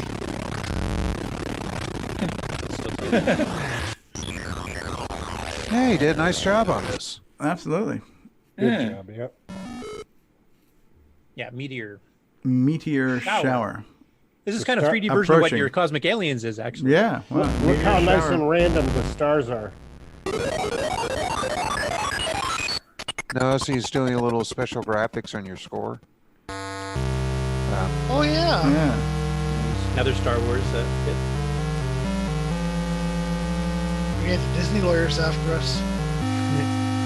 Well, he did it a little bit off key, so maybe it'll be okay. I don't know. Well, the That was a- auto systems won't find it, that's for sure. That was That was those really last cool. two are particularly impressive for me. So That was impressive. Yeah. Absolutely. Yeah. That was Absolutely. yeah. Good job, Okay, so- Dragon guys. Yeah. And you said some of these are available for CoCo, or? Yeah, a few of them, like Cuthbert goes walkabout and Cuthbert goes digging, I've seen on the CoCo before. I'd like to try Chucky Egg. That game looks cool. Chucky Egg's available on the CoCo also. Yeah, Would they be- basically would the they ones be that on ran the with archive? joystick, you can just literally copy them over and they work. If they have keyboard controls, you either have to modify the code to change which keys so they match what the Dragon originally had, or you have to play with really odd key sequences that may not actually translate too well to playing the game well. And now we get into Cyborg news. Ed Snyder news. This is his Shrunken Footprint Orchestra 90 compatible cards. If you've seen the original Orchestra 90, it's the size of a disc controller, like the old disc controller or an RC32 pack. So these are shrunk Right. down. It also adds in a larger ROM, so it has both the Dragon compatible ROM and the CoCo ROM in at the same time. And there's a switch on it; you can flip between them, so it'll work on both.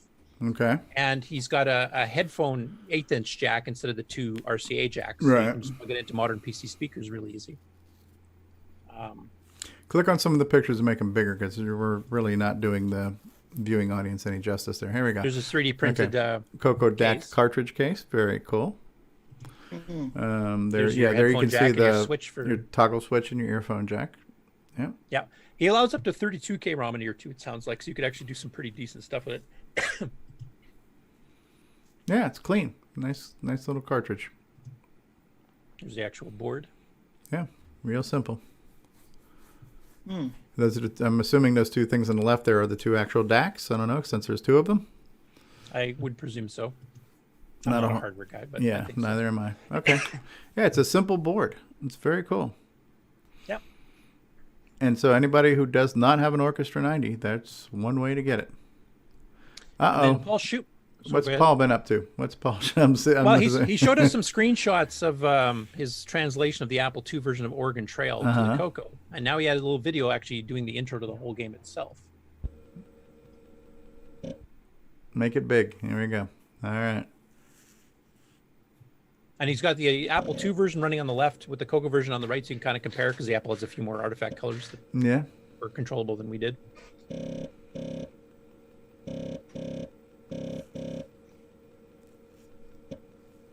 Yeah, if only MAME didn't have to go through all that crap. Yeah. I wish they had a way to shut that off. So, the font, actually, the updating of the font seems faster on the CoCo. The text refresh. Well, we have a better CPU, so that makes sense. Sorry, Mark. Okay, so there's small difference in color choices, huh?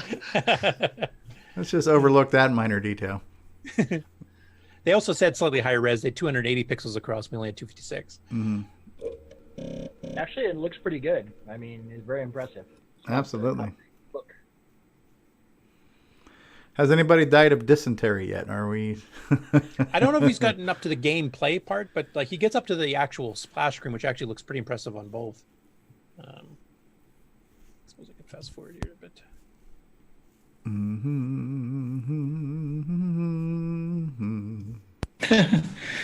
Earworm going on now. Yeah.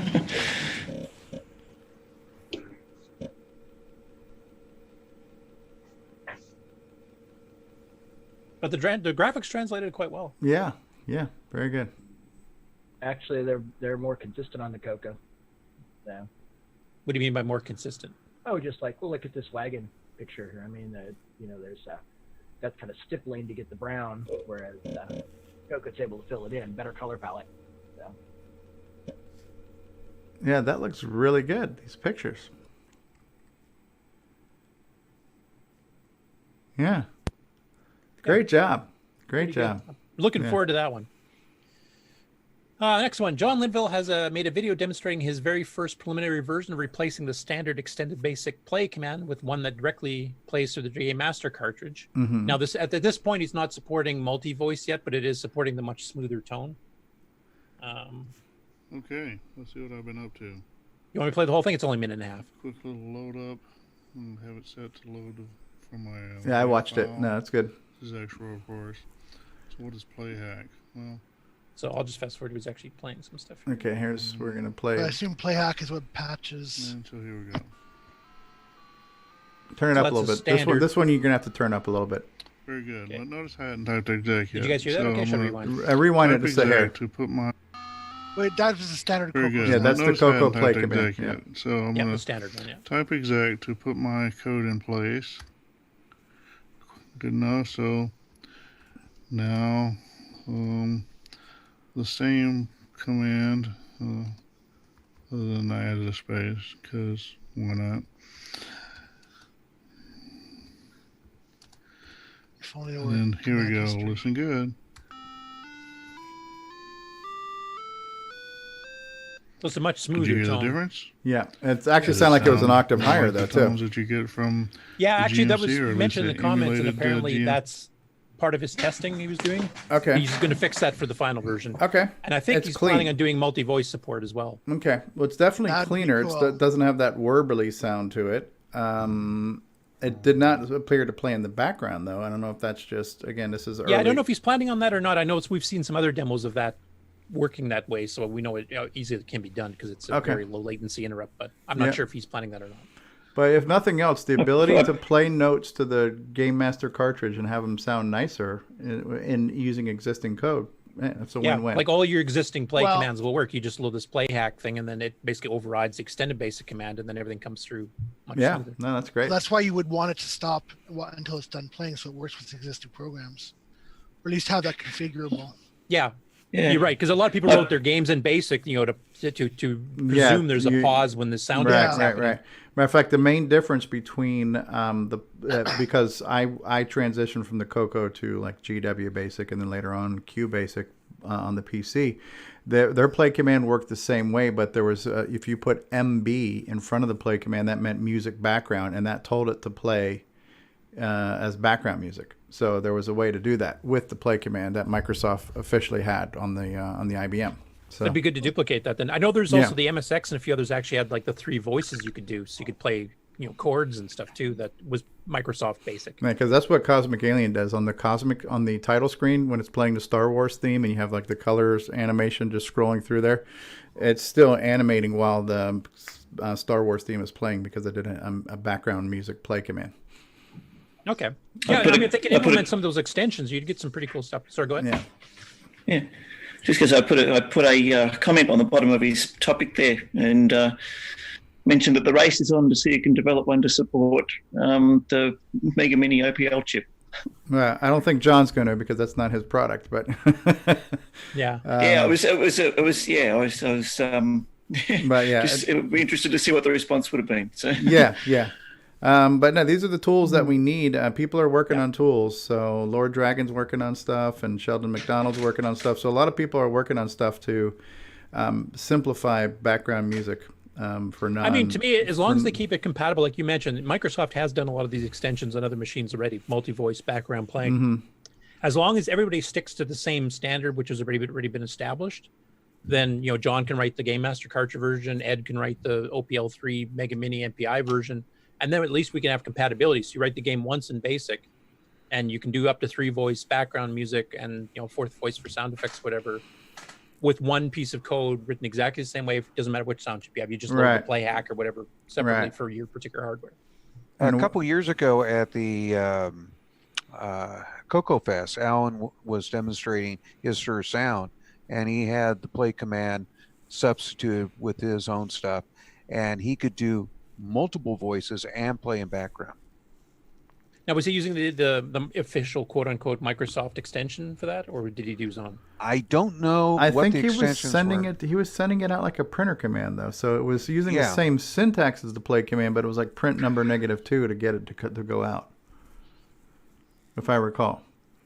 No, the play command was actually sending it out the RS-232 port itself. Oh, so he hacked BASIC. Yeah, he hacked BASIC just like John's hacking BASIC. Okay. Yeah, so as long as we have a standard between them all, then we can support Sure Sound, OPL3, Game Master cartridge. That would be great. Speech sound pack for that matter. Right. So at that point, it's almost like a driver. You have a different TSR to load up to handle the background hacking for the right chip, and your foreground code should be oblivious of it. Yeah. Yep. Exactly. Yeah. And you will try to do the same in Nitrous 9. Have the drivers do it the same way. Yeah. Cool. Cool stuff. Yep, that was neat. Okay, this one here is from Share Squid, otherwise known as John Day. Thanks for reminding me of that, Stevie, because I keep forgetting which alias is whose. He did another tips and tricks video. We did Downland last time. So it's not dumb ways of the dumb ways to die now, is it? No, not this time. This is his tips and tricks for Dagrath. Now, actually, there's a few things I probably would suggest that he change here, but that's.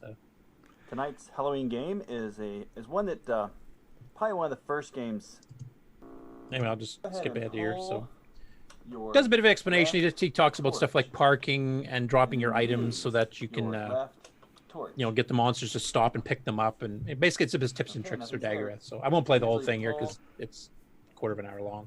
Okay. But if you're into Dagrath or just starting with Dagrath and you don't know some of these tips and tricks, it's a good video to watch to give you some hints to allow you to survive longer. Cool.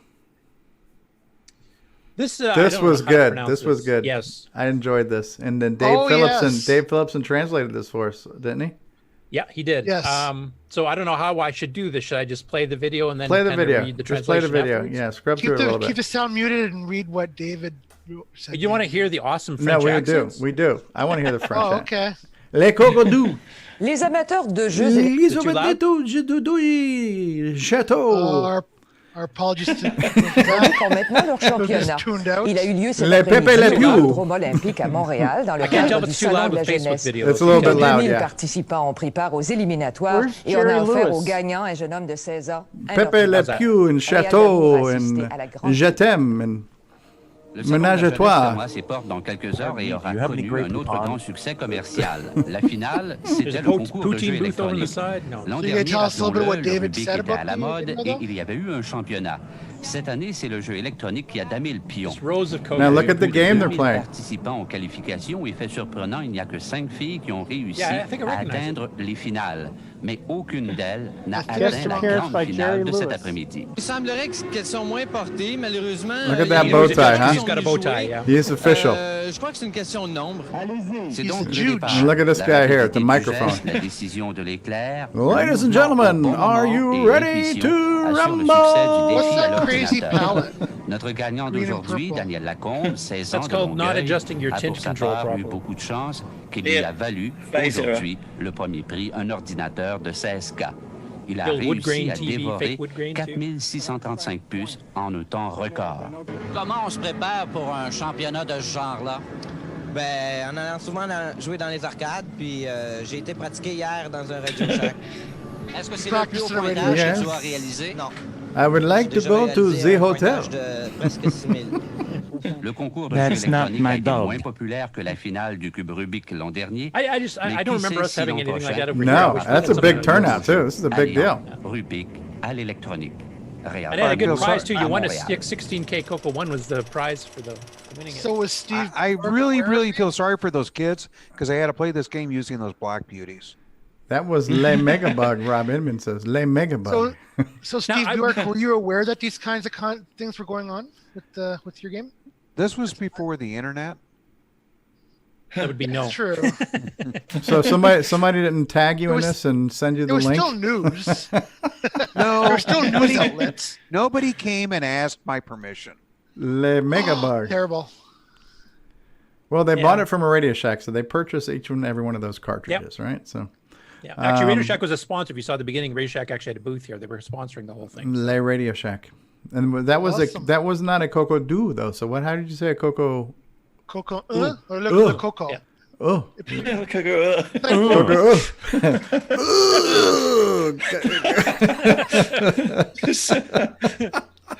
Anyway, I'll just quickly read the translation that Dave Phillipson so kindly gave us on Discord to see what was being said. Yeah. Fans of electronic games now have their championship. It took place this afternoon at the Olympic Velodrome in Montreal as part of the Youth Fair. More than 2,000 participants prepared for the playoffs and gave the winner, a young man of 16, a computer. A reporter, Ril Demour, attended the grand finale. The Youth Fair will close its doors in just a few hours and there will be another great commercial success. The final was the Electronic Games Contest. Last year was all the rage and they had a championship. There was more than 2,000 qualifying participants, but it was surprising that only 5 girls succeeded in making it to the semifinals, but none of them made it to the grand finale this afternoon.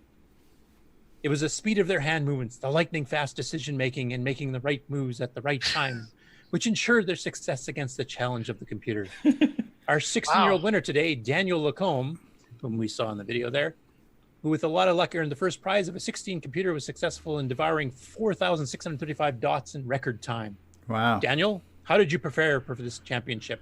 I played games in the arcades and then I practiced when I visited a Radio Shack, which I think a lot of us can attest to because before we could afford CoCos, I went to Radio Shack and I played in that damn thing all the time. Yeah. Is this the highest score you've ever achieved? He said, no, I've had a high score of almost 6,000. The video game contest this year was a little less popular than the contest last year, but who knows? Maybe next year there'll be a new game. Wow. Real Demore in Montreal. So Wow. So he won a 16K CoCo 1 out of the deal. What was the guy's name again? The guy who won? The guy who won? Daniel Lacombe. Okay, so Ron Delvaux, your mission is to track down Daniel Lacombe. We need to get him on the show. We got to Right. interview him. What's his life been like after winning his CoCo and winning the Megabug Championship? So, Yeah. I think this is an idea for a new segment. We should call it a dramatic reading with El Curtis Boyle. He probably died from MRSA. Now, what you need to do, Curtis, is do the whole thing over again, but in a very bad French accent. A French accent. Yes. Oh, he won the Give us your CoCo. best Inspector Clouseau. He won the 16 gay CoCo from the Radio Shack. The sad thing is, I'm Canadian. You do a better fake French accent than I do. That was almost Italian, that one. Yes, very nice. It has a great success. Where am I going? My whole life came out from this very moment of this event. Yes. How do we apologize in French now? Oh, you better get those apologies out. We're sorry. Yeah. We're sorry. We're like le sorry. Sorry. Sorry. I'm le sorry. So Stevie's knowledge of French does not go beyond Pepe Le Pew Pepe cartoons. Le Pew, no. Fromage. Level 1. Still at level 1. That's what I was going for. Borat. Very nice. Great success. Yes. Very nice. Very nice. I thought it was cool, though. I mean, almost if we could afford it at the 40th anniversary CoCo Fest, it'd be fun to do something like that again and actually have a prize. Maybe not a CoCo. Well, also at this point now, 6,000. That kid got 6,000 points. So there's a gauntlet right there. Somebody's got to break a high score of 6,000 on Megabug. So, can the author beat that score these days? As Steve's still around. Oh. Now, what do we got here, Curtis? No, CoCo what was the question? I'm sorry. Oh. Just asking, do you think you could beat the 6,000 score these days playing your own game? Oh, gee, I haven't played Megabug in probably about 5 years. Especially with a Black Beauty. That'd be the real challenge. Yeah, that yeah. A Black Beauty with a dirty pot. Oh, yeah. That's a challenge level. You get a CoCo 3 for winning that one, yeah.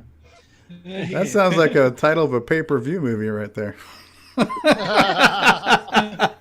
Black Beauty with a dirty we're moving pot. on. Yeah, So yes, okay. Yeah, that ruined that conversation. Okay. Next up for Matchy, he kind of did a double whammy here. He's got a CoCo low-res program basically showing QR codes that you can actually scan with your phone, which he actually demonstrates. So he's got the algorithm for figuring out how to generate QR codes. Okay. But then as his background music, he's actually doing the Axel F playing through Sockmaster's mod player. Okay. What are we doing right now? So this is on Discord? I don't know where this green on the screen. Somebody drew a line on it or something?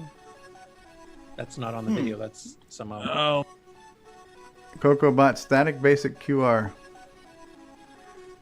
But this is... I'm confused. This is being posted to Discord. That's just his demo here. I'll fast forward a little bit here. Okay.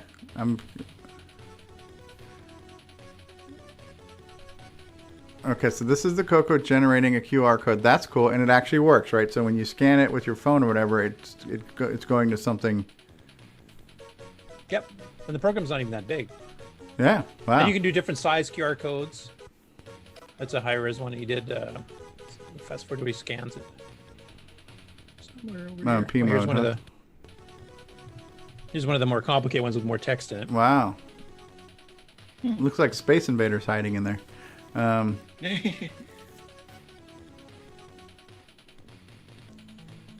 here he is running it on the real CoCo. And he's scanning it with his phone. And it already came up. I can't see it. Focus it. Matchy games. Focus. Text matchy games. That's cool. There's this P Mode 4 one, which actually points to his YouTube. Oh, So you can actually do links. Cool. On the CoCo. Yeah. Who'd have thunk it? Yeah, we have to wonder if Matchy's a human being too. Like we worry about Ed Snyder being a Cylon. Matchy's got some mad skills, I must say. Yeah. Yeah, absolutely.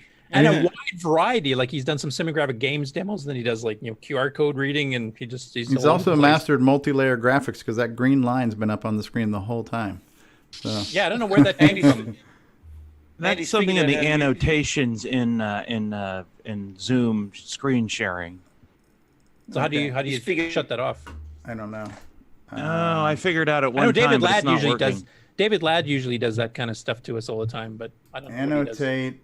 There's mouse draw, save, undo. I don't know where that stuff's coming from. There is an annotate here, but I don't know where that's coming from. Sounds like Rob Inman has some stretch goals for next year's round of doing QR codes on the CoCo as well as printing. Yeah. So now instead of having all these pieces of paper with the QR codes, we need to have a dedicated CoCo and a screen hosting That the just QR cycles code. through them all, yeah. Okay. Yep. So, hey, Dragon Bites is here. Hey, Dragon Bites.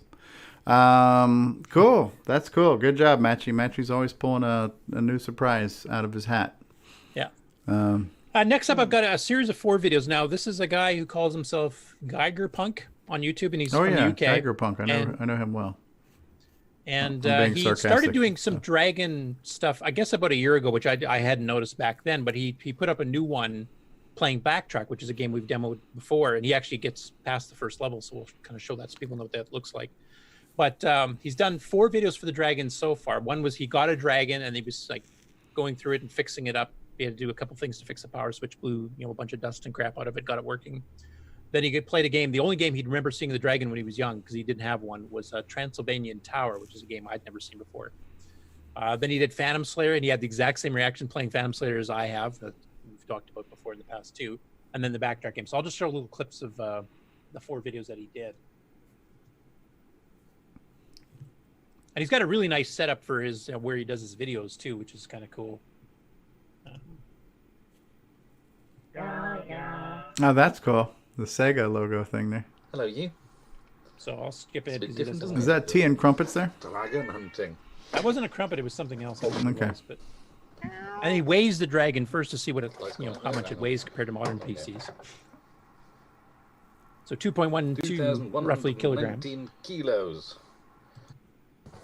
And then he cleans it off a little bit because he just picked this up literally. He just drove over to pick it up from somebody in the UK. On-off switch. Made in Great Britain. Patents. As we called it now. And he compares it with another old one. Hashtag now. The Great Britain. Even cleans the power supply Britain. cable. And of course the rather odd, I mean, the analog, to us anyway, I wonder dragon whether- joysticks. Looks like a Black Beauty. It's similar, but it's got a much longer handheld part below. Yeah. Lost the screw. Steve, you actually got some of those. Yeah, I got a pair of those from Matt Witt. Do you find those easier to hold and use than the? I had never original really CoCo? played. I haven't really played with them. Oh, okay. Okay. Well, he's got a dragon. So he turned it on, and it comes up. He's quite amazed because he wasn't sure it was going to work, but he has to hold the power switch in because he's popping out automatically. Dragon Data Limited. And then he took the machine apart to try to figure out if it's something he has to replace. So he's trying to, fiddle with the mechanics of it. But then he discovers afterwards, he takes a can of compressed air Okay. and blows it out, and actually that is what fixes the switch, and then it works after that. That switch is only. Okay. So there it is running on its own. So that basically the first video is just his own intro to the dragon. Okay, cool. The second one, this is where he starts doing the gameplay stuff. Now he's actually doing it on his phone, plugged in through the cassette jack, so he's loading off cassette. Okay. But here's his setup. He's got this like darkened room, and he's got the circular area where the TV screen is. He's got lava lamps and like mood lighting. And all Yeah, kinds of that's stuff. cool. And he apparently does a lot of his videos that way. Very so retro. Whoops. Very 80s. Go back there, you stupid thing. With a lot of bats, and you're just going to go in and murder all his bats? This seems a little cruel. Is this graphical? Anywho. Yes. Okay. Yeah, 10 It's bullets. basic, but You're not really. Hey, chicken nugget. 3, 2. Seems to be pretty much the same so far, though. Press H for. That's H. And I think if you remember what he said in here, this is a game that was also on some other Drawing out British a map PCs very at the time slowly, too. Be room by room. Is this in basic? It's solvable. Yes. Okay, that explains it. So basically, you have to try to I'm navigate your way out to the exit point. I have no idea which way I'm And you've got facing doorways to maneuver and stuff. And then there's objects you what can pick up in the room, like daggers and garlic and all this other thing. And then there's like bats that you have to shoot with your gun. Okay. So a little bit of arcade elements to it as well as a maze game, I guess. Should be Okay. about here. And then you got the Count Creepy, as he's called. Should be about here, I'm thinking. Let's fast forward here. Yeah, this could use some optimizations, but it looks cool. Oh, that's the bat, huh? I only wasted 3 bullets. And he just on dropped that a floor plan, which is what you need Oh, like to be a able to map see or the map. something? Yeah. Okay. Oh. You can see the reflection of his lava lamps or whatever on the screen there in the background. So. Yeah, it looks like a cool little high-res sprite. Yeah.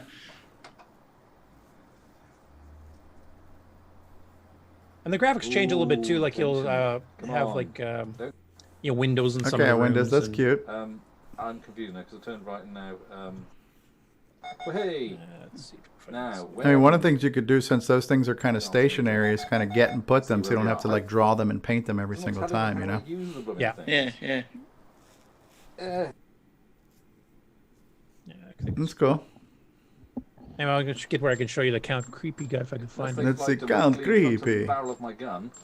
I want to suck your blood. Blah blah blah. Is he Blah, like the blah, wizard? blah. He's like the wizard in Daggerath, huh? But we will see what it looks like as we wander around. What is that? Microsoft startup screen. The others, I suspect. Fire! Count Creepy has got you. Press W to select a weapon. Okay. Use the force, Luke. Wasn't kind of creepy. You don't have that. And his animated teeth, that's just so impressive. Anyways, it's kind of neat. It's kind of a little bit of an adventure game, a little bit of an arcade game, a little bit of a maze puzzle game. All written in BASIC, obviously. So. Holy water. Power of Garlic. Christ. The power of Christ compels you. Garlic. Yeah, I'll. I had that item. Wooden steak. I cheated. Oh, look at the teeth. Well, Yeah, you can see the teeth kind of coming out. One nice thing he does in his videos, though, he actually has the documentation as well. So he actually shows pictures of what the original docs look like and sometimes the original tape. And then he reads them out at the beginning so that you can actually get a background story to learn how to play the game properly. So for people like you that don't actually like reading, he will read it for you like an audio book for you. So. Okay. That right floor plan. All right. I think I've seen enough of this. Yeah. All right, next. Phantom Slayer. Now, this is funny because Phantom Slayer is a game that I bought when it first came out by Med Systems here in '82, the same year it was released. And the packaging on the Dragon version of it is so much better than what they were selling here. Mine was just like a gray sheet of thick paper with just the words Phantom Slayer on the just text. Mhm. This has like nice little graphics and it's just a much better presentation. Yeah. I see why Ken Kalish actually favored the UK market. In fact, the last couple games he didn't even release for the CoCo. He just went straight to the UK because he was getting a much better deal on royalties, and he was getting much better presentations of his software. Yeah, and he made good stuff. So anyway, I won't play Phantom Slayer because we played that lots of times before. But he has the same creeped out tension, hearing them but they're not coming. What's happening? Type thing. It's a good video if you like Phantom Slayer. Oh, Dragon Bite says I'm going to dress up as Count Creepy for Halloween. Okay. So. How are you going to do the animated teeth? That's my question. Yeah, I've got my Ron Delvaux costume nearby if anybody needs to dress up as Ron. So. And then this one we showed before. This is the one that has that really cool top view perspective. Show me again.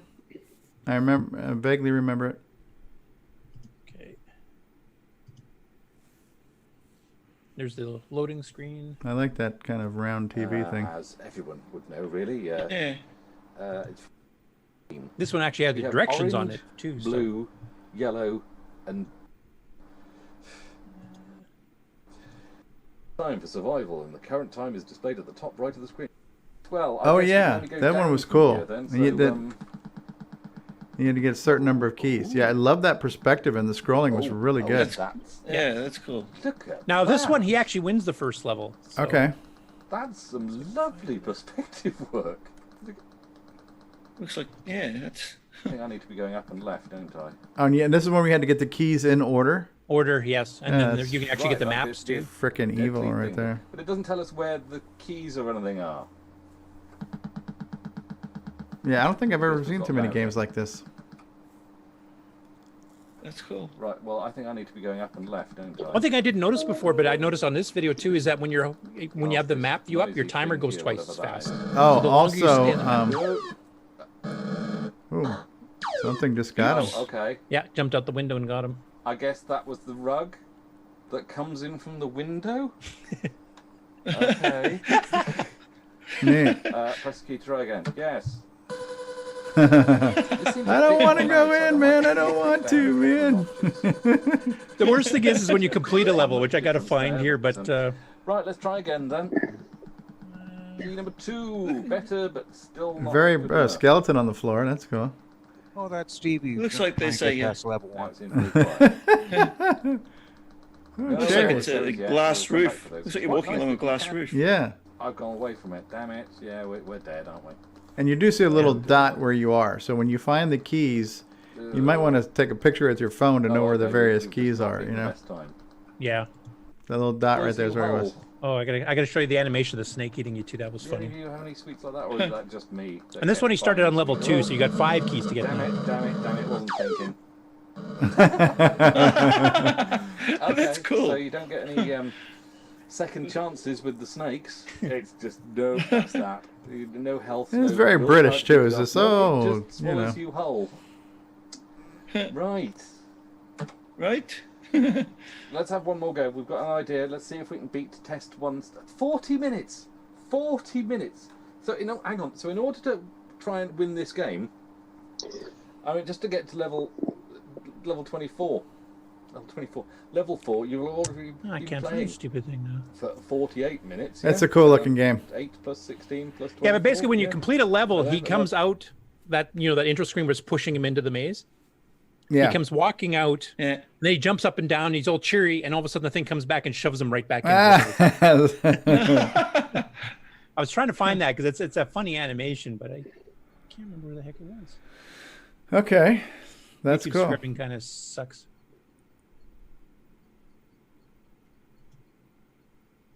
That's him getting eaten by the snake. Yep. Yeah, that was cool. Actually, this might be the one we made. Run. Now he's already passed the timer, so I think the timer is basically a bonus. It's not like you die instantly. There you go. He got out. Oh. He's happy. Not too bad. That's good. Not the greatest reward system on that one. Yeah. We've got to get more keys now. Oh dear. Okay, next. That's cool. Yeah. And this one, I was gonna do a little bit of a preamble to this, but I think I'll just let Stevie take it away since he was involved. Well, go ahead. I don't know what. Go ahead, Curtis. I don't. It's not much. This is the one you helped to aid get the CoCo 3. Yeah. I had gotten an email from Manny Wolf 2. Yes, I'd gotten an email from a woman. Sent it to, I'm assuming, just to me, and you guys didn't get a copy, so she didn't send it to CoCoTALK, right? So I got an email saying, "Can you help me get a CoCo? It's for my husband," and her last name was Wolf, and I didn't know who the husband was, but my first thought was, is this Aaron Wolf? Because I've heard of the name Aaron Wolf in the community. I don't remember what he did, but I just remember hearing his name. I go, Wolf, is your husband Aaron Wolf? I know there's a guy. She goes, no, it's not, whatever. But she's like, I'm trying to find a computer. So I had just reached out to a few people saying, hey, you guys have any computers? We're looking for a working computer and upgrades. And then Mark Marlette got back to me and said, yeah, I have an inventory or at least one. And so he had what he called his grade A CoCo 3, which you can see by looking at that picture. It's pristine. And then also with the upgrades. So this has got the 2 meg board and the 6309 and the name badge. And so it's a really clean looking, fully loaded CoCo 3. So, and this is for their anniversary, which is actually on the 27th, I think. So they got it early and he got it. So that's a cool wife to know what the husband wanted and try to kind of clandestinely find out and get it for him as a surprise, Yeah. Well, one of the funniest comments I saw is, because that's pretty rare you'd find a wife that'd be willing to do that kind of research and get that kind of stuff. Yeah. Somebody's saying, well, does she have a sister? And he goes, actually, she has a twin sister, but she's already married too. Oh, she's already married too, huh? Yeah. So. And then somebody in Discord joked around, is she into polygamy at all? Because we could share it. Just for the purpose of getting a CoCo. So no, that's good. That's good that that we were able to come together and help out somebody get a CoCo for a special occasion. Yeah. So that's definitely and a maxed out one too. So Chet, there's another one ready to go for your next game. That's a good community success story right there. And this one, I was hoping Rick was going to be on the show today so he could give us a bit more details or any updates to this. But he's been going through his Temple of Rom source code again. and kind of giving some thoughts and some stuff he's discovered that he'd forgotten about in the code, and some stuff he didn't even know was in the code, because he's working on doing a sequel or an updated version of it at any rate. But basically, he mentions the fact that he sees some code that was added in after the fact to be able to switch between color sets for RGB and composite, so they must have re-released it after the CoCo 3 came out. Okay. And then some of the breaks and stories you can tell, because we've heard the story when we interviewed him, how he had the actual code on 3 separate cassettes, and he had to load them all in a row, and he had to keep freeze drying his CoCo to make sure it wouldn't crash. Yeah. So he's actually figured out, because of the weird jumps and stuff he did between the different segments, where the different breaks in the code were. Like this was tape 1, this was tape 2, this was tape 3. So he's not got that document source. He's got a whole GitHub project you can link to on there to take a look at it. But now he's extending it. He's going to be adding to the maps, and he might be adding levels, and he's kind of figuring what he's going to add, but he's going to be doing an updated version of it. So I was hoping he'd be on to give us some more detail on that, but we'll let him speak for himself the next time he is. Yeah. He did chime in on Facebook earlier in the show when Chet was on. So I don't know if he's still out there. Yeah. Here's one of the map. Yeah, I remember him talking about how he discovered the aggravation zones of the monsters. So how, like an imaginary box around each creature, as soon as you entered that box, that's when they would chase you and stuff. He was talking about that kind of stuff. No, it's so it's neat. cool. There's actually multiple Temple of Ram projects. I mean, Rick's doing an update himself. Mm-hmm. And then there's that 3D version that's getting done by the guy that actually gave the maps back to Rick here. So, mm-hmm. And then a potential Temple of Ram 2 at some point in time by Rick himself. And this is an update from Neil Blanchard. He put up a CoCo of some of the Game Master cartridge boards that are being manufactured. He's doing all the soldering and stuff for it. Okay. As he mentions, Canadian winter's approaching quickly here. And this is the type of stuff you do in the cold when you don't want to go outside. So stay by the heat of your soldering iron. Except in my case, it goes in my hair. Cheap Canadian labor. And I didn't know if Simon was going to be on the show to give a better explanation of this. He's fiddling with a technique that, as far as I can tell, he's taking the primary elements of color, red, green, and blue, and in order to create sort of a dithering effect that looks pretty good, he's actually doing every scan line, he's alternating between those. So he goes a red scan line with the various shades of red, and then the green scan with the various shades of green and blue, etc. So this is a zoom up of what it kind of looks like. That's cool. And then he did a real zoom up, I think, on the next one. Wow. So this you can see where he's doing it. So he's got the green scan with the various shades of green, with black being a possible color, then the reds, then the green. So it's kind of like the way a TV works now. I was going to say, this is like zooming in on a CRT right now. Yeah. I mean, the old CRTs did it kind of a triangular shape, if I remember correctly, didn't they? Depends. The Sony Trinitrons did a triangle shape, and the others did an inline shape with 3 guns in line. We're going to get kind of like this is. We're going to get to that.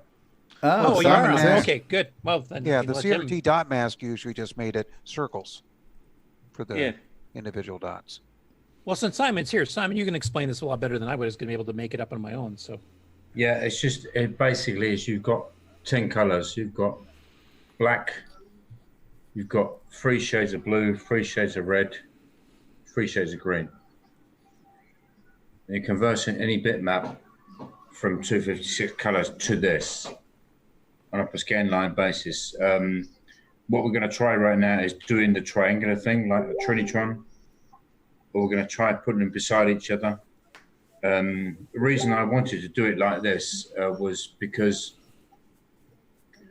I wanted all my raster time left to be able to put something on top of this. Because right now I've got only 10 colors going. There's no white in there. There's only black, 3 shades of red, 3 shades of green, 3 shades of blue. Yeah, that's what the palette you're showing here is. Yeah, I want to be putting some sprites on top of this. I want to be doing all kinds of funky things with this. How much CPU is it taken to do this? Is this like killing the CPU or no? Nothing. And this is just a straight display. It's a straight display. Okay, so this is not doing a per scan line palette hack or shift or anything like that. Hi, this is Ron Delvo. Hi, Ron. Ron, can you mute your mic? We need to mute Ron. Everybody, that's Ron Delvo. Yes. I have a 640 version of this. I have a 640 version of this. where I'm shifting because 640 is only like 4 colors per scan of, sorry, 4 colors in the mode, yeah.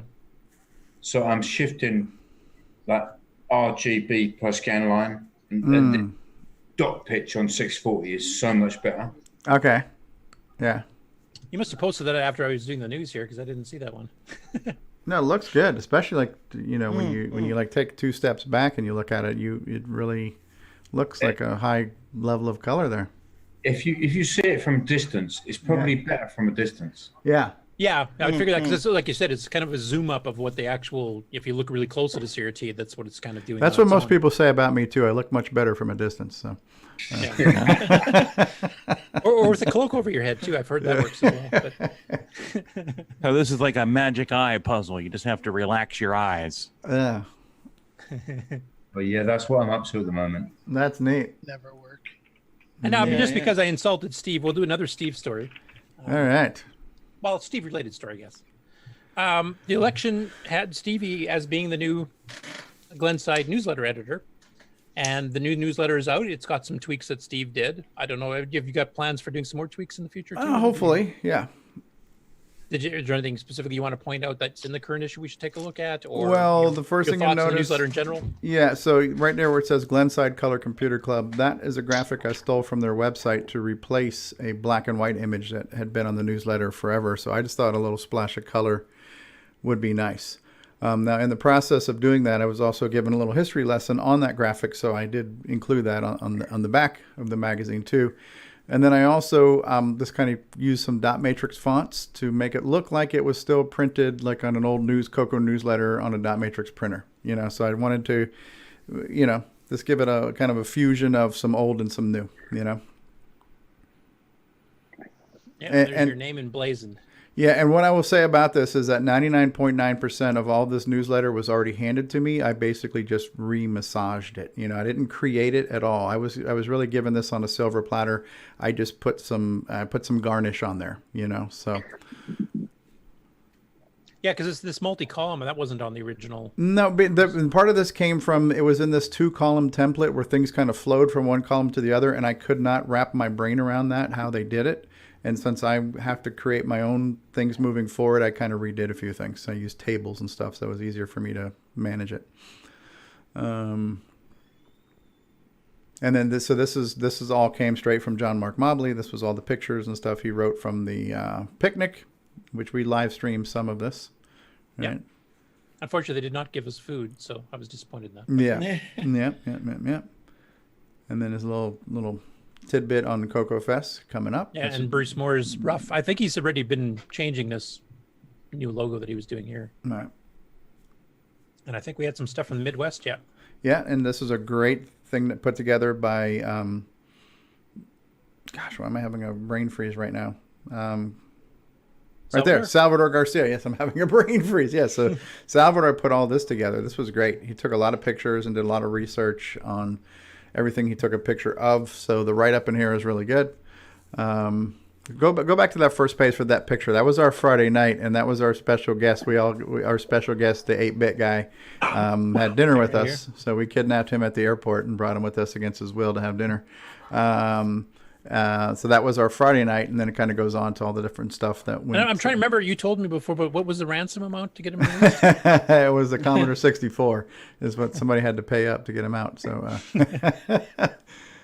that's that picture there. You just scrolled past there. That is the Tandy Vision, which is Radio Shack's version of the Intellivision, but it actually had an add-on for a keyboard where you could play on the synthesizer of the Tandy Vision sound chip with an actual keyboard. So it's kind of like a MIDI type, electronic instrument, which I thought was it monophonic cool. or polyphonic? I would imagine probably at least polyphonic. I didn't play with it, but the sound chip supported multiple notes, so hopefully the keyboard did too. Yeah, cool. Actually, since you actually do have some stories behind these, I'll scroll a bit slower, and you can just stop me when you... Yeah, this was him taking some pictures of Jim Brain's booth and all the stuff he had, which was really cool. Right, so there's his Commodore, there's his Tesla coil. If you scroll down a little bit more there, Commodore 64 connected to a little TV, but it's also sitting on top of a huge console TV. If you scroll down just a little bit more there. You would not want to put that Tesla coil on when it's that close to that electronics. Yeah, it wasn't fired up at the time, yeah. There's this that wood grain TV on the bottom though. That's exactly what I had in my CoCo 1 when Yeah, I first got yeah. it. And that's was the one I scared the crap out of me playing Phantom Slayer, actually. Wow. And if you think about it, that was a lot of people's, that was the family TV. That was the TV you had in your entire house.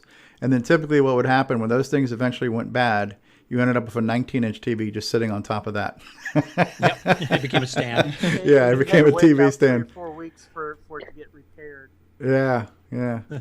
Or you grabbed a bunch of tubes and you went to the Radio Shack and you plugged them in to test them all out and make sure they all worked. Yeah. So neat stuff. Yeah, console TV. So there's he is displaying off some of his CoCo products, and there's Belle Brain, the lovely daughter of Jim Brain, with a lot of her baked goods. Oh, they didn't have a picture of his warranty returns. I think those are all under the table, weren't they? Yeah, right. Yeah. So that is this CoCo SDC extender it's looking like, right? Philharmonic 12 card there, which is a clone of the Symphony 12. And the one Chet's writing drivers for VCC. Yep. Jim saying my kids were aghast when I bought that. So here's the Dave Murray section, right? So that's his Commander X16 computer. When he was on our show, he was talking about that, but now we actually got to see it firsthand.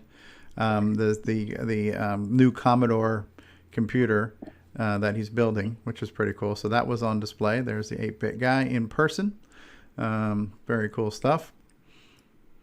And then this was Malcolm Ramey, right, who's a friend of the Trash Talkers. He had this whole display, which I think also made its way to Tandy Assembly. These were all basically private label TRS-80 systems, where it's kind of like the TDP 100.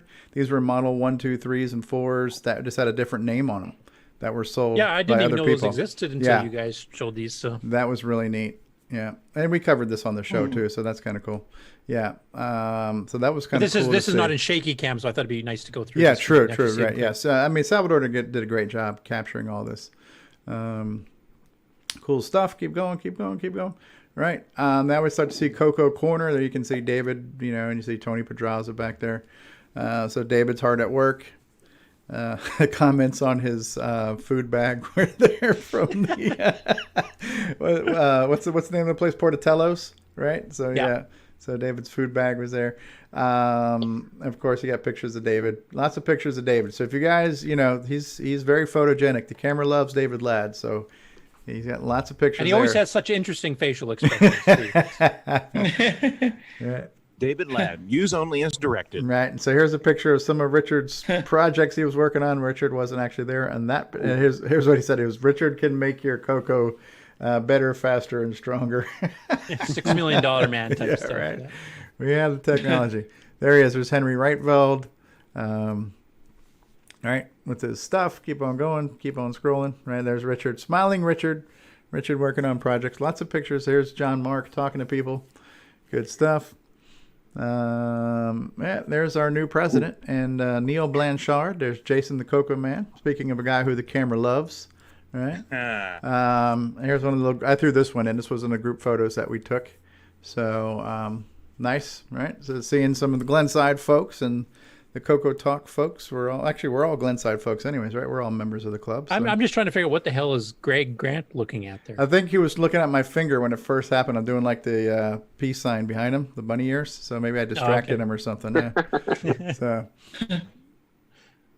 yeah, good stuff. This again, Salvador threw this again. There's a joystick. Go to that joystick there. I'm supposed to have one of those. I don't have mine yet. It hasn't come in. So Sheldon McDonald's working on this joystick. He said he sent me one. I haven't got it yet, though. So that's the one he wants me to use to play Downland with. Oh, cool. So we'll do a kind of a review of it when you get it. Yep. So this is basically like, this is a lot of news links that Salvador gathered and put together in here. And they're all links that you can pull up from the newsletter, hyperlinks. And then the calendar of events going on there, right? And then this is a little thing I added here I call the CoCo Community Corner. So I just have some links to a few things like the Glenside website, the TRS-80 Facebook group, and the mailing list, things like that. So, I've got a little bit of experience compiling links at this point. So I thought it'd be nice to put those in the website, or in the mailing list, I should say, since I don't think that's been done before. And then this was Bruce Moore's first comic strip. So that's kind of cool to see that in there. And then last but not least, this was the original logo of the newsletter. And when I was speaking with Bob Swoger about this, he was basically telling me the history. This graphic was generated on a CoCo 3, and they actually had printed it out one time with a pen plotter and had a big, paper printout of this. But it's kind of historic having this logo because it was generated on a CoCo and it was meant to show off the power of the CoCo 3. So, but I just chose to change the logo, but I'm also asking people, hey, give us your feedback. What do you think? Do you like the change or do you like tradition? So we'll see about that. Yeah, but you get different answers from different people, I'm sure. Yeah. But it was a fun project to do. So, when we get into project updates, that's one of mine. Down. Cool. Actually, the last few stories here are all you, so I'm just going to show us. Okay, so I guess we're transitioning over to project updates at this point. Then, right? Yeah, we're transitioning over to Stevie Talk. It's a subsidiary of CoCoTALK. So. Hey, Curtis, I sent you a link, by the way. I don't know if you saw that yet. Well, where did in you Zoom? send it? In Zoom. Oh no, I haven't seen it yet. Yeah, it's a YouTube for Ed. Oh, okay. We'll have to pull that up. I haven't seen it yet either, unless he did it a while ago. I'm not seeing any links. Was it a private link to Curtis then? Yeah. Okay. I can put it in the public if you guys like. Okay, no, that's fine, as long as Curtis sees it. All right, so what this is right now is this is something that's been overdue for about a year now, but I have taken the episodes where Steve Bjork did his programming in assembly and broken them out into basically this standalone episodes that you can watch in a playlist. So the first 10 episodes are here, which is covering all the 6809 instructions and everything else. There's 2 more I have to publish, which were the 2 demo that Steve came up with. One was called Moving a Dot, and the other one was kind of like the bouncing balls, the Pong looking thing. So those videos will get posted shortly, but you can basically watch the lessons now. And you don't have to watch the whole episode of CoCoTALK. So it starts right away with the lesson. You watch the lesson. There's a small break, and then there was the Q&A that followed that. That's there. In here also are the links where you can download all the slides. So I've made a page on the CoCoTALK website where you can go to there, and then from there you can download a zip file which has all 12 of the slides in PDF format, and 2 folders that contain the assembly source code files and disk images you can use to run the demos. So all in one nice tight package. I have not promoted this yet publicly. We're debuting this news here on the show, but I'll start sharing the links to this playlist and making this playlist public after this episode. Cool, and it looks like you're also including. Was it Paul Fiscarelli that did the? Yeah, I also put in the playlist Paul's videos of the Long Branch Never to show you how to set up the development environment using the Notepad++ and an emulator. So if you want to start doing some cross-assembly, you're going to have not only all the lessons on assembly, but now how to set up and run, an editor, assembler, on an emulator on your computer. Cool. That's going to be really useful. Yeah. Now here's my question.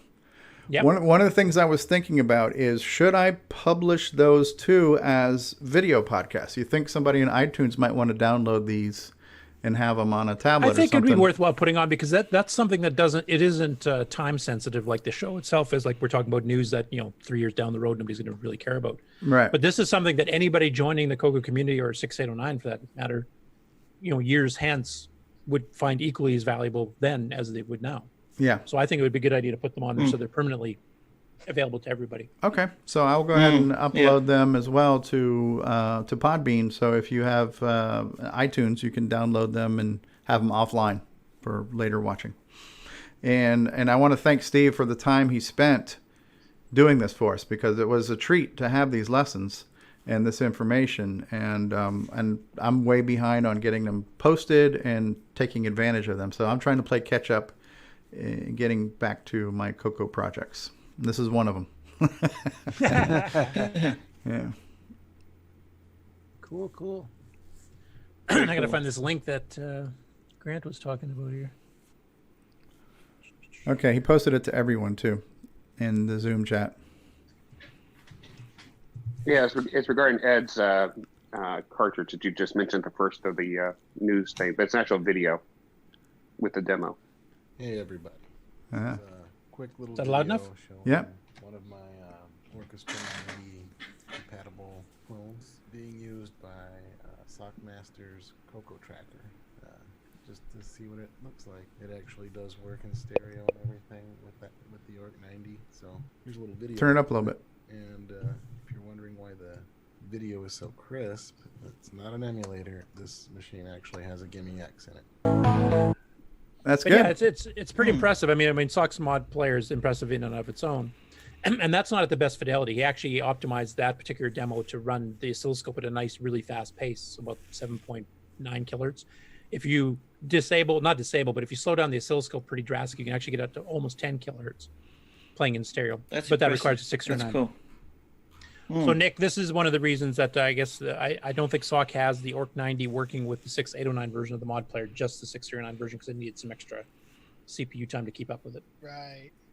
Yeah. We're gonna have to get you upgraded there, son. Yes, that would be awesome. Right. Man, there's just so many products that Ed Snyder has, the things he's made throughout the years. This cool stuff.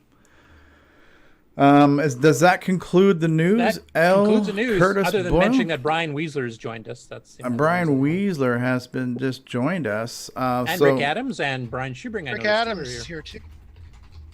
And Rick Rick, Adams do you want to is give us an update on your Temple of Rom, since that was one thing we were talking about earlier? Sure. That project has reached a turning point where I'm just about to pull the trigger on going from one phase of the project to another, which is, up until now, it's been a disassembly of the original game. And then I've just sort of buffed it up a little bit, made a couple of areas a little more organized and faster, and commented it and that sort of thing.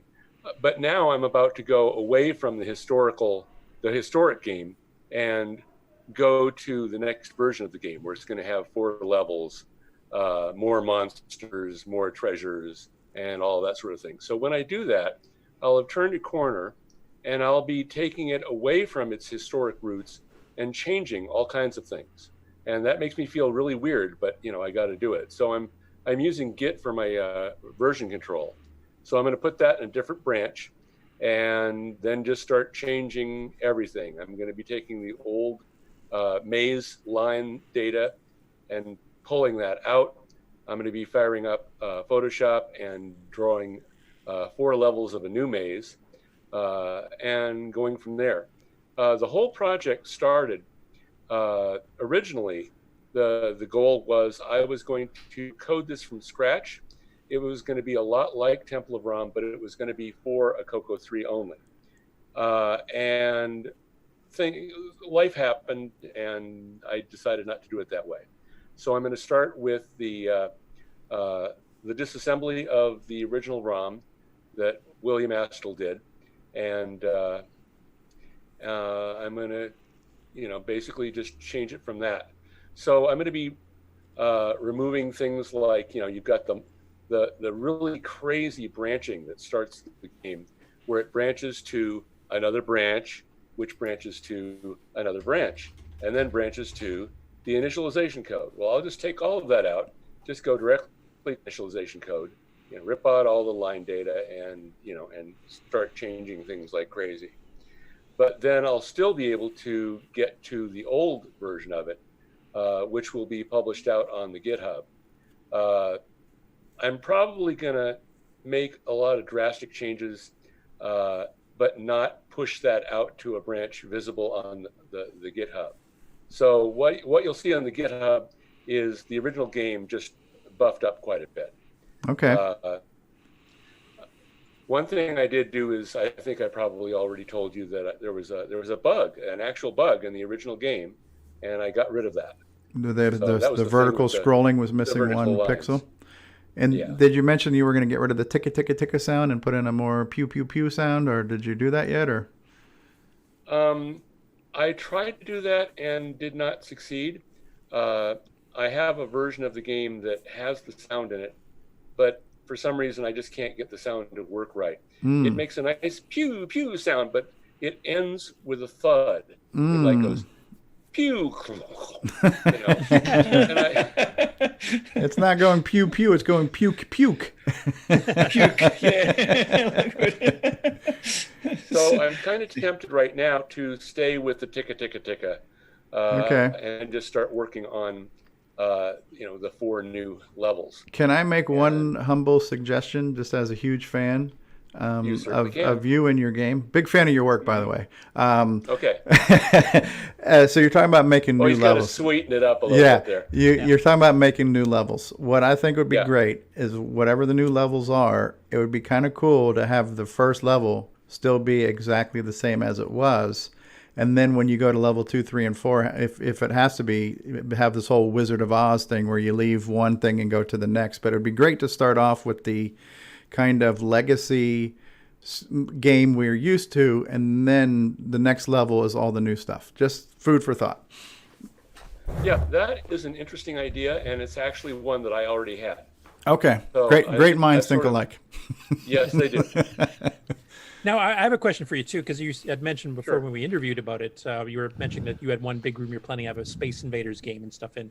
Are you planning on implementing that stuff as well in the new version? No, that's just not, that's beyond my capabilities. Darn. Okay. That was a great idea, but I don't think I can pull that off. Cool. Although, we'll have to see when we go to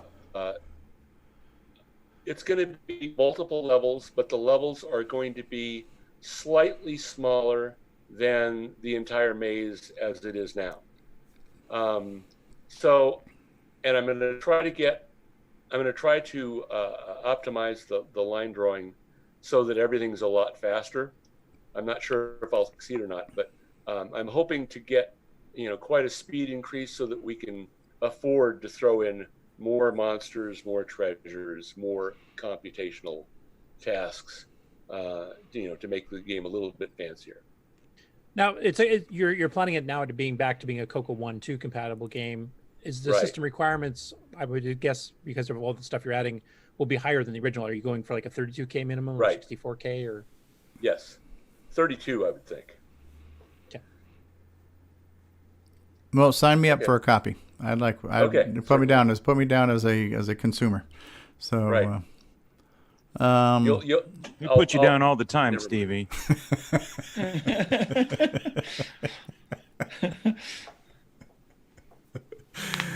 Oh Lord. Okay, before we continue more updates, how about we take a commercial break, because we're now transitioning into the new segment, which is project updates. So we'll take a commercial break, and then we'll come back and we'll get into project updates and acquisitions. And we have Lord Dragon, who has joined us, who's going to give us an update on his disk utility as well. So we'll be back in just a moment with more CoCoTALK. Stay tuned. Hey there, it's Andrew here with the Tandy Speech and Sound cartridge that I won from CoCoTALK Live. So next time, make sure to tune in. It may change your life.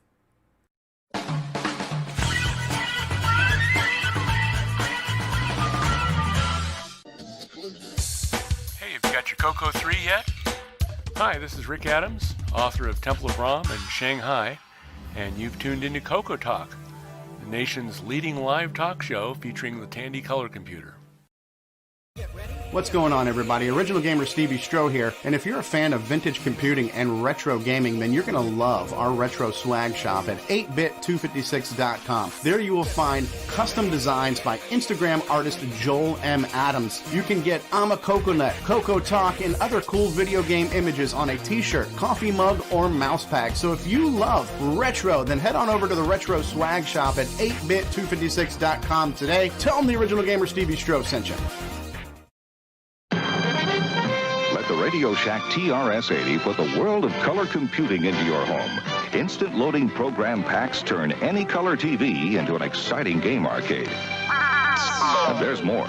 The color computer is an educational aid, a home management tool, an up-to-the-minute electronic information service. The programmable, expandable TRS-80 color computer from $399 only at Radio Shack, the biggest name in little computers. Hi. Nick marionettes on electricity. Crikey! Electricity's a fad. The biggest market is with Open Flame. Brought to you by Nitrous 9, Ease of Use Edition. Hashtag OS9 Forever. All right. Thought I'd mix it up there a little bit, throwing a little bit of crikey for us. Oh, so we're back with updates. And so we heard from Rick Adams. Rick, did you have more to share with us on that project? You're muted. Still mid. You're muted. I'm going to hit unmute all. I don't know if that's working. Rick, you're not muted now. Try it again. No. Okay. No, I don't have anything really, other than just mentioning my GitHub. But go to templeofrom.com, and there's a link to my GitHub. So, Okay, and I believe we've been posting that in the live chat too for people to get to. Sorry about that. Yeah. One of our producers was on top of that. We're a professional show here, so. Well. Actually, I just have some late. I don't know if you quite call it news, but in the Dragon group, they actually posted the program guide for the 6 out of 9 Color Show, which is a show in the UK for both Dragon and CoCo users, kind of like a Rainbow Fest. If you guys want to see what that looks like. Yeah. Let me stop sharing so you can share. Go ahead, L. Curtis.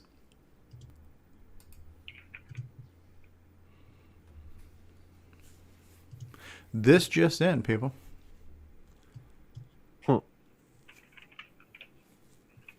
See, they spell color correctly, at least here. You can see that too. Yeah. Proper English spelling. Color for Dragons and Tandy users.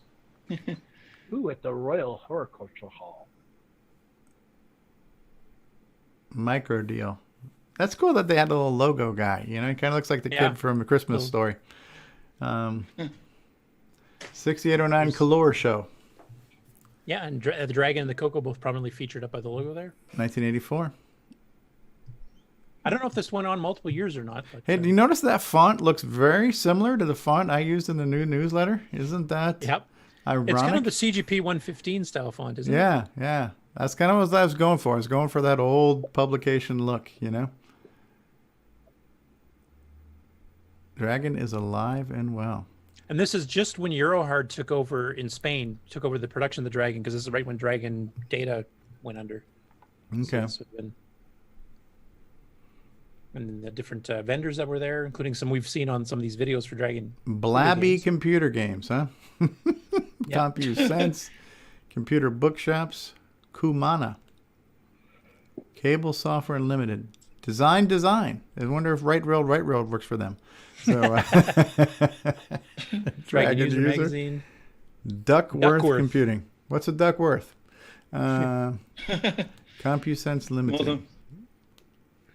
Few bucks, just like in town. Yeah, right.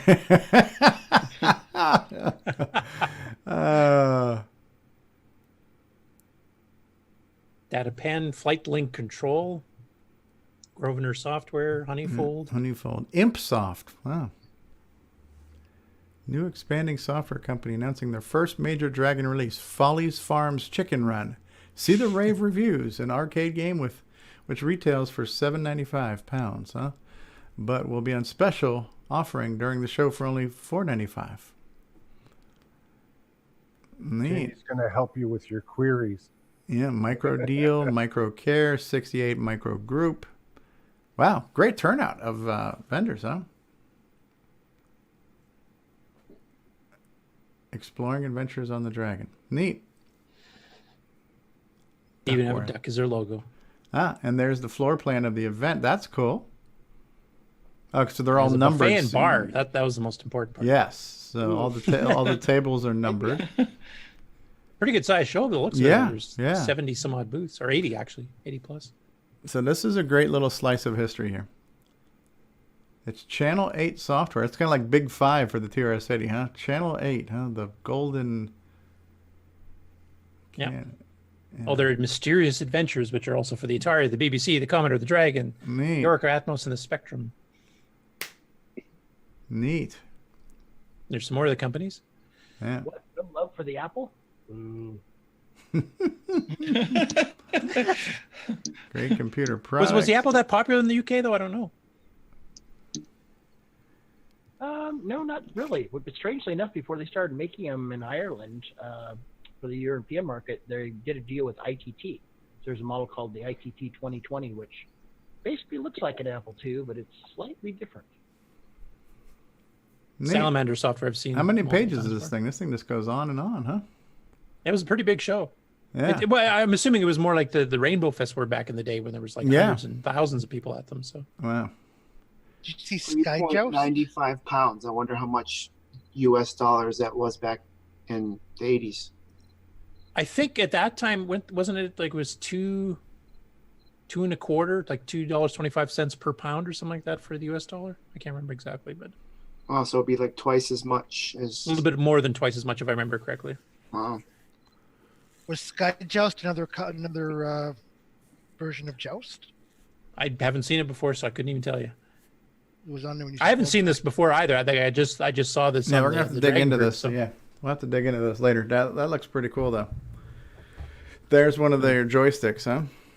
Yeah. Or, oh, that's different. That's something else. A boombox, huh? Showstoppers from Microdeal. And some of those you'll see are CoCo games that got sent over to the UK market, like Caterpillar Attack, Intergalactic Force, Alcatraz. That's like Tom Mix and Antico and a few others. Anyway, Cool. I just thought that was kind of interesting. Yeah, that's very neat. What I'll do is I'll post it on Discord, and then if somebody wants to throw in the art, well, maybe I'll just throw the archive too. So. Yeah, we'll also throw the link out here in the YouTube chat so people can grab that too. What's that schematic for? Looks like gates and stuff. Yes. A it's a CAD program, so I mean that's basically program. designing it. Yeah. I think it's just showing examples of what you can design with. Got you. CAD 32, huh? CAD on the CoCo. Yeah, there was a CoCo 3 CAD actually. The guy that developed it actually lives on my street. It was on sale in the early 90s, just after Rainbow shut down, but it was advertised back in 68 micros, and it was an electronic circuit CAD program for the CoCo 3 only. Wow. And Alan, the guy that wrote it, actually literally lives like a block from me. Is it still possible to get a copy of that somewhere? Or? I asked him. He doesn't have any of his CoCo stuff anymore, so I'm hoping somebody else got it. He did say he sold a few copies. So I'd actually like to experiment with that. Being electronics, designer myself. Yeah, nothing like using an old computer to design old circuits, right? So at least it's all. Yeah, exactly. Yeah, the appropriate. whole retro, Yeah, exactly. Period correct. Period correct. Yes. All right. So who else had an update they wanted to share with us? Speaking of period correct, did you guys see the video that Dropbox made of 8-bit commercial? Yeah, I saw that. That was pretty cool. That's pretty interesting. Yeah, using the dial-up modem and stuff. Yeah. I do have one thing. Jason the Coco Man Reichert has something. Does it involve soap powder? It doesn't, but okay. With today's the high raising prices of entertainment, the TRS-8, the Radio Shack Electronics scoreboard is a great value. Today's rising entertainment costs. That's a real value. Yes, look at that thing. Huh? Did you have a microphone in your hand? You'll go far, Blake. Go far. Microphone. I had a microphone. I have this, but yeah, and it runs on 6 AA batteries. This thing takes, and the second controller does come apart. And, look at that! Looks like a walkie-talkie on one end. Yeah, it does, doesn't it? Yeah. Coco, have you tried that? And it beeps. Have you tried that on a flat screen? I doubt it. Okay. Well, the gun wouldn't work. That's what I was thinking. Yeah. Yeah. There's the target. It's like Duck Hunt without the duck. Yeah. Oh, we got the beep there. I just just. Yeah, that's cheating. You can't. You're too close to the TV. Oh, it's a small room anyway. If I want to have okay now, and then you can't see. So come on, sharpshooter. Isn't there like 5 games on that thing, like a Pong and a? We have Target, we have Skeet, which is the square going in a different pattern. Okay. And then we have tennis. You have tennis with with some safety bumpers on the side there a little bit, huh? Yeah, we have that, and then we have hockey. Oh, that's hockey. That's the goal. That okay. Oh, what is that? And 2 players? I got 2 paddles. Yeah, because there's a detachable left player. Okay. Controller. So you got a goalie and a forward in your hockey there. So. Yeah, well, the two move at the same time, and then we have squash. I'm not sure what we're squashing, and then we have this game called Practice. Practice. I think that's the game that tells you that you're awful, and it's called Practice. So Stevie, this would be your game setting, I believe. Well, if the whole room was enclosed and the ball never left the screen, then I might have a chance. So. It actually does have a couple toggle switches for we can speed it up, and the bat size can be changed to small. Look at that. And slice. I'm not sure what slice is, but max or minimum, and then we have manual and auto serve, and I do have the box. Wow. And this is something I probably had for 20. I don't have it. There's no packing materials in it, but this is probably something I've had for like 20 some years now, and I kept seeing the ad. I'm like, I got to pull this out of storage and see if it still works. So. All right. I'm trying to remember. They made 2 versions of this. They had one with a gun built into it too, didn't they? Yeah, this one has the phaser gun. Plugs into the with rising entertainment costs, it's a real value. There it is. Jason, yes. Go out in public with that gun and just see what the police. We've now entered the segment of the show called "Good Idea, Bad Idea." Officer, you're looking awful like a dot right now. Was it easy to hook up too? There was a screwdriver involved. Well, back in the day there would have been, but it just has the RCA connector. So I just used one of those little adapters that goes from RCA to F connector. Roger that. Yeah, so that's all I had. It was good. It works. Good for a gag. There you go. Mm-hmm. Cool. That's cool. So 6 AA batteries that are dead in an hour, right? They could be, but they're all in here. Then after I dug up all the batteries, I found there is a 9-volt DC input on the side of it. So. Was this on eBay? No, I think I picked this up at a flea market 20 plus years ago. It's been in storage. I have a whole collection of just Pong games that I bought. The late 90s, I would go around to the flea markets and stuff, and I would buy all this stuff cheap. Yeah, people would give them away for $1 probably. The amount of stuff I could buy for I'd get these boxes of stuff for $20 and cheap, and it was dirt cheap then, and that's where I got most of my stuff. But at the time, I just wanted it. Like, I didn't have a lot of this stuff, or I didn't have like a Atari 5200 or those kind of things. So that was my weekly routine for quite some time, going to the flea market and finding this stuff. Hey Grant, if you got the itch for one, just go out to eBay. There's about 3 of them. So if you really. Hey, Brian, the Music Man. I'd hate to see the price. With today's rising entertainment costs, this is still a great value. Yeah. They start out at less than $10. Okay. That's not bad. Yeah. Not bad at all. Yeah, you can pick one up pretty easy. Yeah. Brian, the Music Man, you got anything you want to share with us? Anything you've been working on? Oh, I just got a new microphone, a Samson G-Track. How is it coming through anyway right now? Oh, you sound okay. Oh, cool. Yeah. Sounds good here. Yeah, that's good. Yeah, the only other thing that I did was, I put up on Facebook was getting a new rack for all my equipment and whatnot, and getting everything more modularized. Okay. Which, well. So this will make traveling to CoCo Fest and setting up a little easier.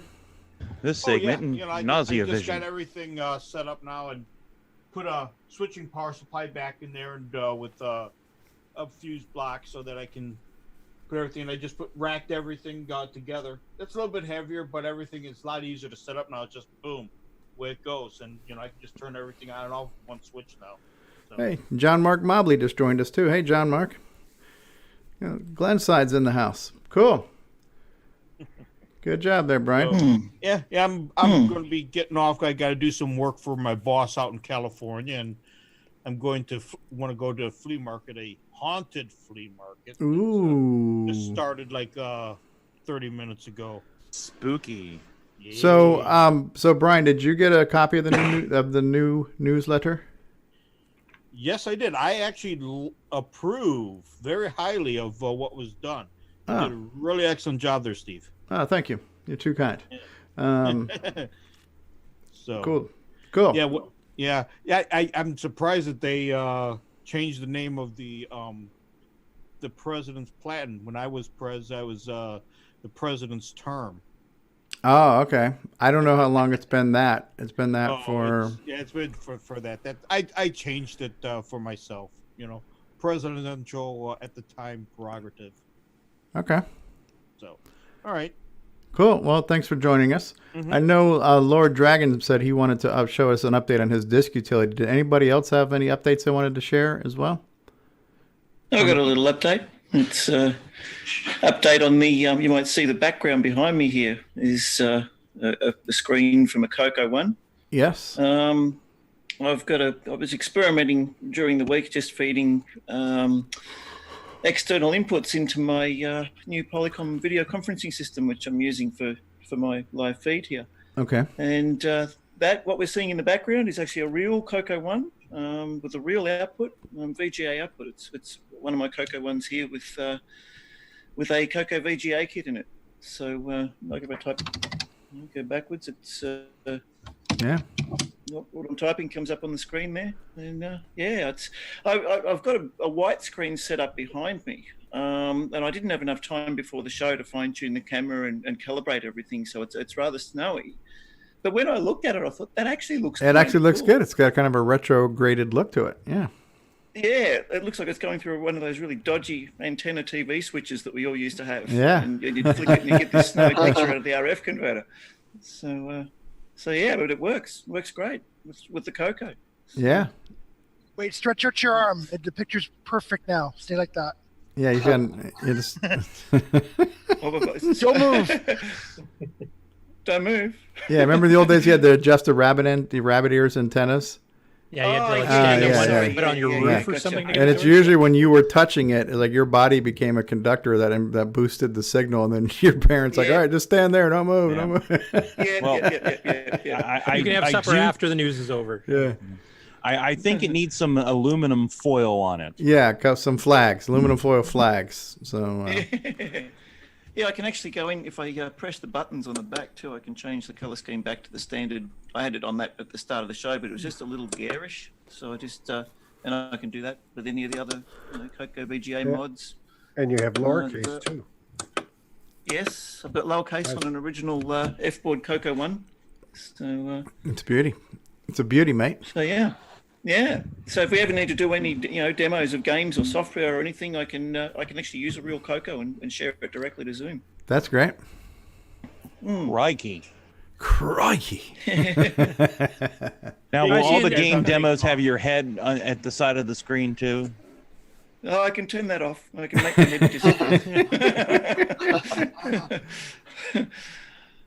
disappear. So yeah, that's my update. All right, cool. Thanks for sharing. John Mark Mobley in chat is mentioning you can demo Tandy list maps. Do you know what he's talking about exactly there? We possibly. I'm not sure, John. I don't know if you want to join us on the Zoom call and further elaborate. Oh, wait, Brian's waving. Does he have a Brian Weasler? No, Brian Schubring. No, just saying adios. I got it going. Oh, okay. I thought you were saying you knew what we were talking about.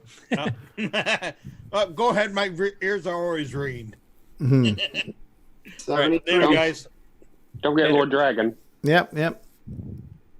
How about we go ahead and we'll get to Lord Dragon, and everybody else can come in after that. So Lord. All right. Are you gonna screen share with us, or are you just gonna kind of tell us what you got going on? Well, I can kind of tell you. I'm trying to think of the best way to do a demo. I could use my phone and connect with the Zoom app, and then kind of point it at the CoCo, because it's some of the functionality is CoCo SDC native stuff. and like there's really no way to emulate that on a computer, so it's kind of real hardware or nothing for that. I can at least kind of tell you what's been going on with that. I've been adding some new commands and new functionality, but the biggest news is I actually copied a file, which is kind of important for disk utility.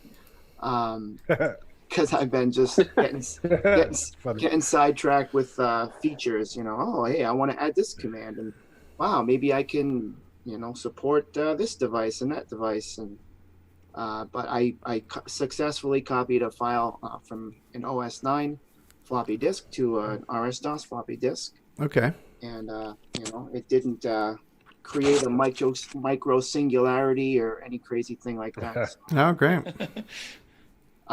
So at least going from OS 9 to RS-DOS copy is working. And then some of the features I've been adding is you can kind of customize the step rate for floppy access. So instead of a default of 30 milliseconds, you can put in 20 or 12, or the max is 6, which pretty much all drives do, according to what you guys were telling me the other day. So now you can choose that to your liking. So I got that. You can also choose what slot you in the multi-pack interface you want stuff to talk to.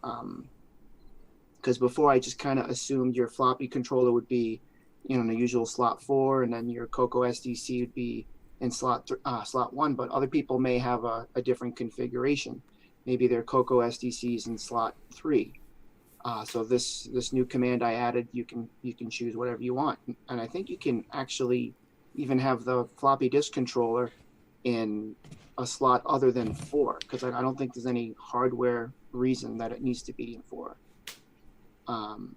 Maybe one of you guys can correct me on that, but so I added that command, and also I've got some native CoCo SDC commands where you can list the directory structure on your SD card. Let's say you wanted to mount a disk image, but you weren't sure exactly what directory it was in or what exactly it was called. You can do a directory, and instead of like navigating through file system on your disk, you can actually navigate the file system on the SDC SD card.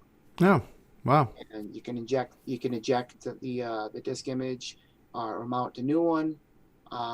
You can delete a file, pretty much all the stuff that's built into the SDC's features. At some point I'll support. So you can do that. What else?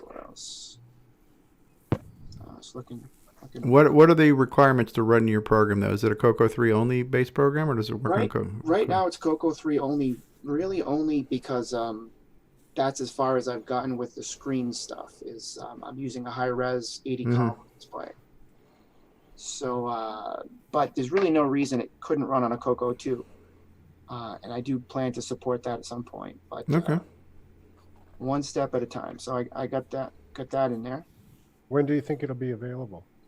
That's a good question. So I've got file copy partially working now. So I'd say maybe I'm like 50% through. I still kind of have to do the functionality to go from RS-DOS disk and writing to OS 9, and then as well, OS 9, RS-DOS to RS-DOS. So there's still a lot of work to do, but I'm hoping maybe in a couple of months. I'm going to be probably moving soon, so things might get a little busy for me, but on the bright side, I'll have more room, so I can actually have a whole room devoted to retro stuff. And are you just moving in town, or are you coming out here? Yeah, a couple of towns over. Oh, okay. But I'll have more space, so I'll actually have my CoCo 3 in a spot where I can sit down and like be comfortable and just play around, instead of as it is right now. I have to sort of write my code on my PC, compile it, and then I got to run to the other side of the room to test it on the CoCo, and then back and forth because it's just I'm limited on space. But yeah, so there's that. What else? just minor things like an expanded directory listing in RS-DOS, so you can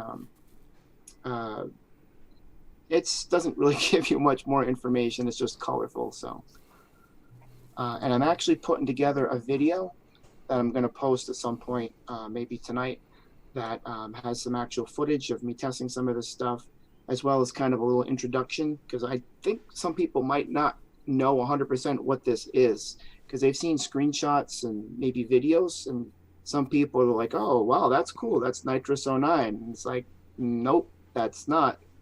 And other people think it's my own program, but something running in Nitrous 09, but it's actually a completely separate thing.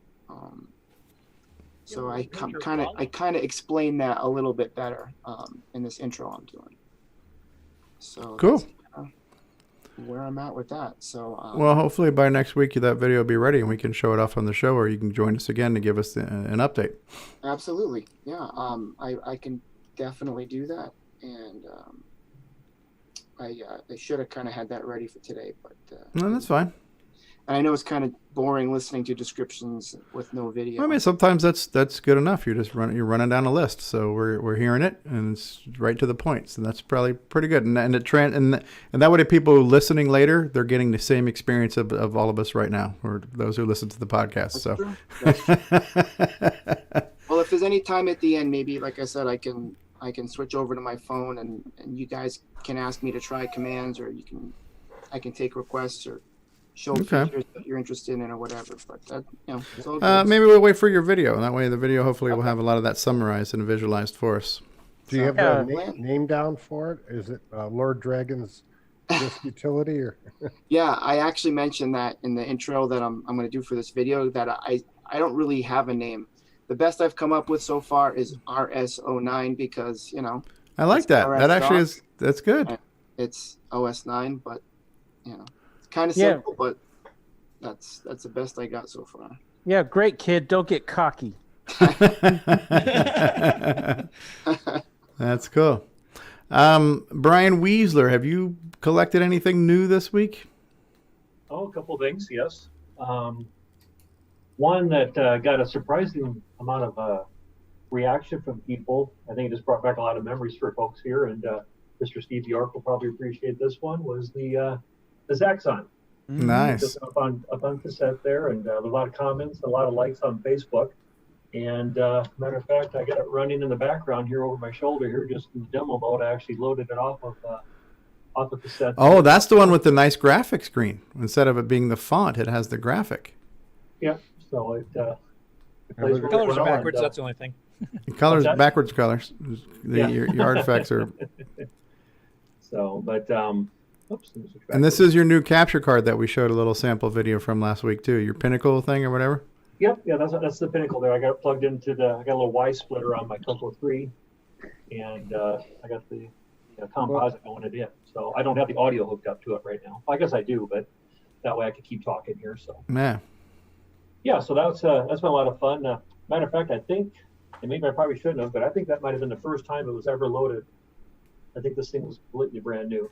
Wow, pristine. But, after setting the package, it loaded up just fine.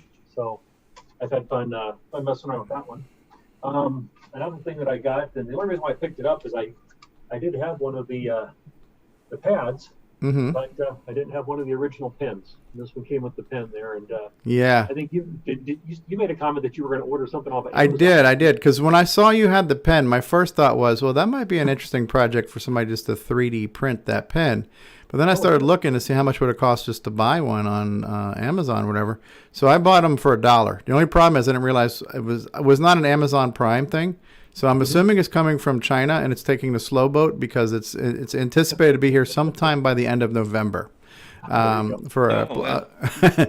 basically what I looked for was just a resistive touchscreen stylus. So like the Nintendo DS had the same things too. You can get those things really cheap, but they're small.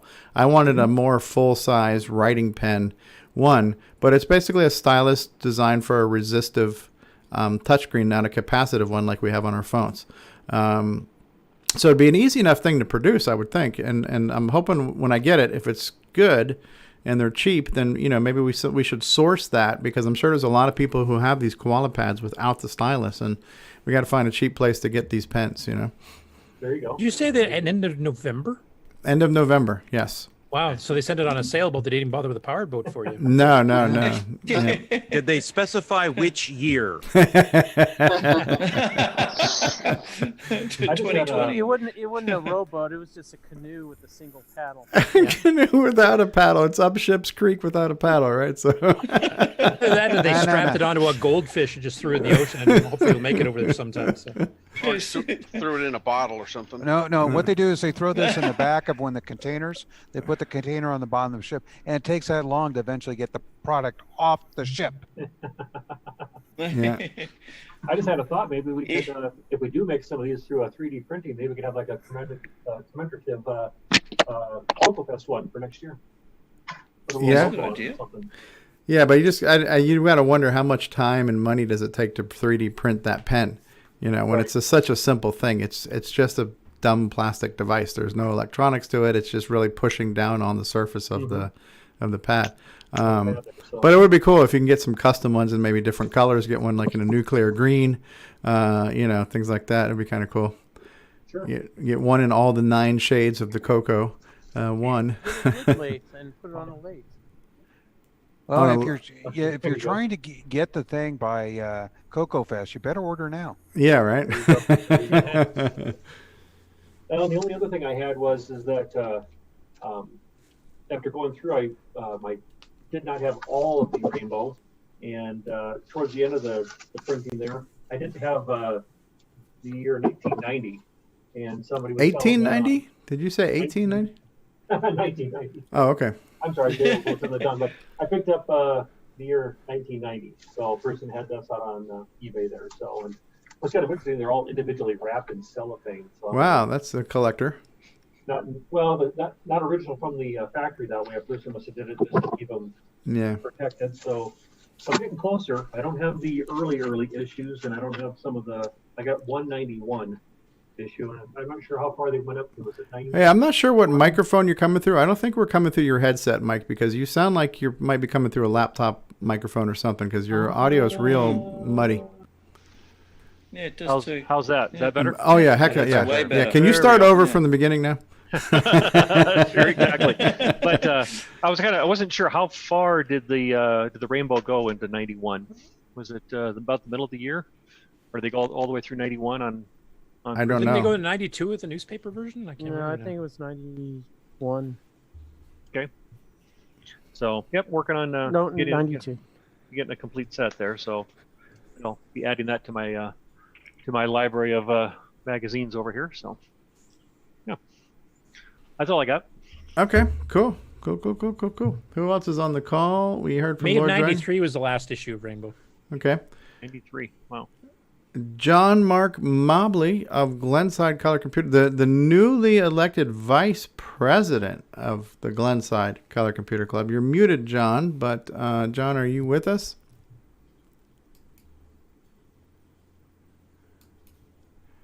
John Mark. Crickets. Okay. Well, when John, if you can hear us, when you can figure out how to unmute yourself, just chime in. Muted. Yeah, okay. Oh, there we go. John, do you hear us? Yes, I hear you. Okay, you're coming in somewhat quiet, but I guess I don't have a very good microphone. okay. Well, I can hear you. So, what were you going to suggest about? You said something about showing off the map on the Tandy list.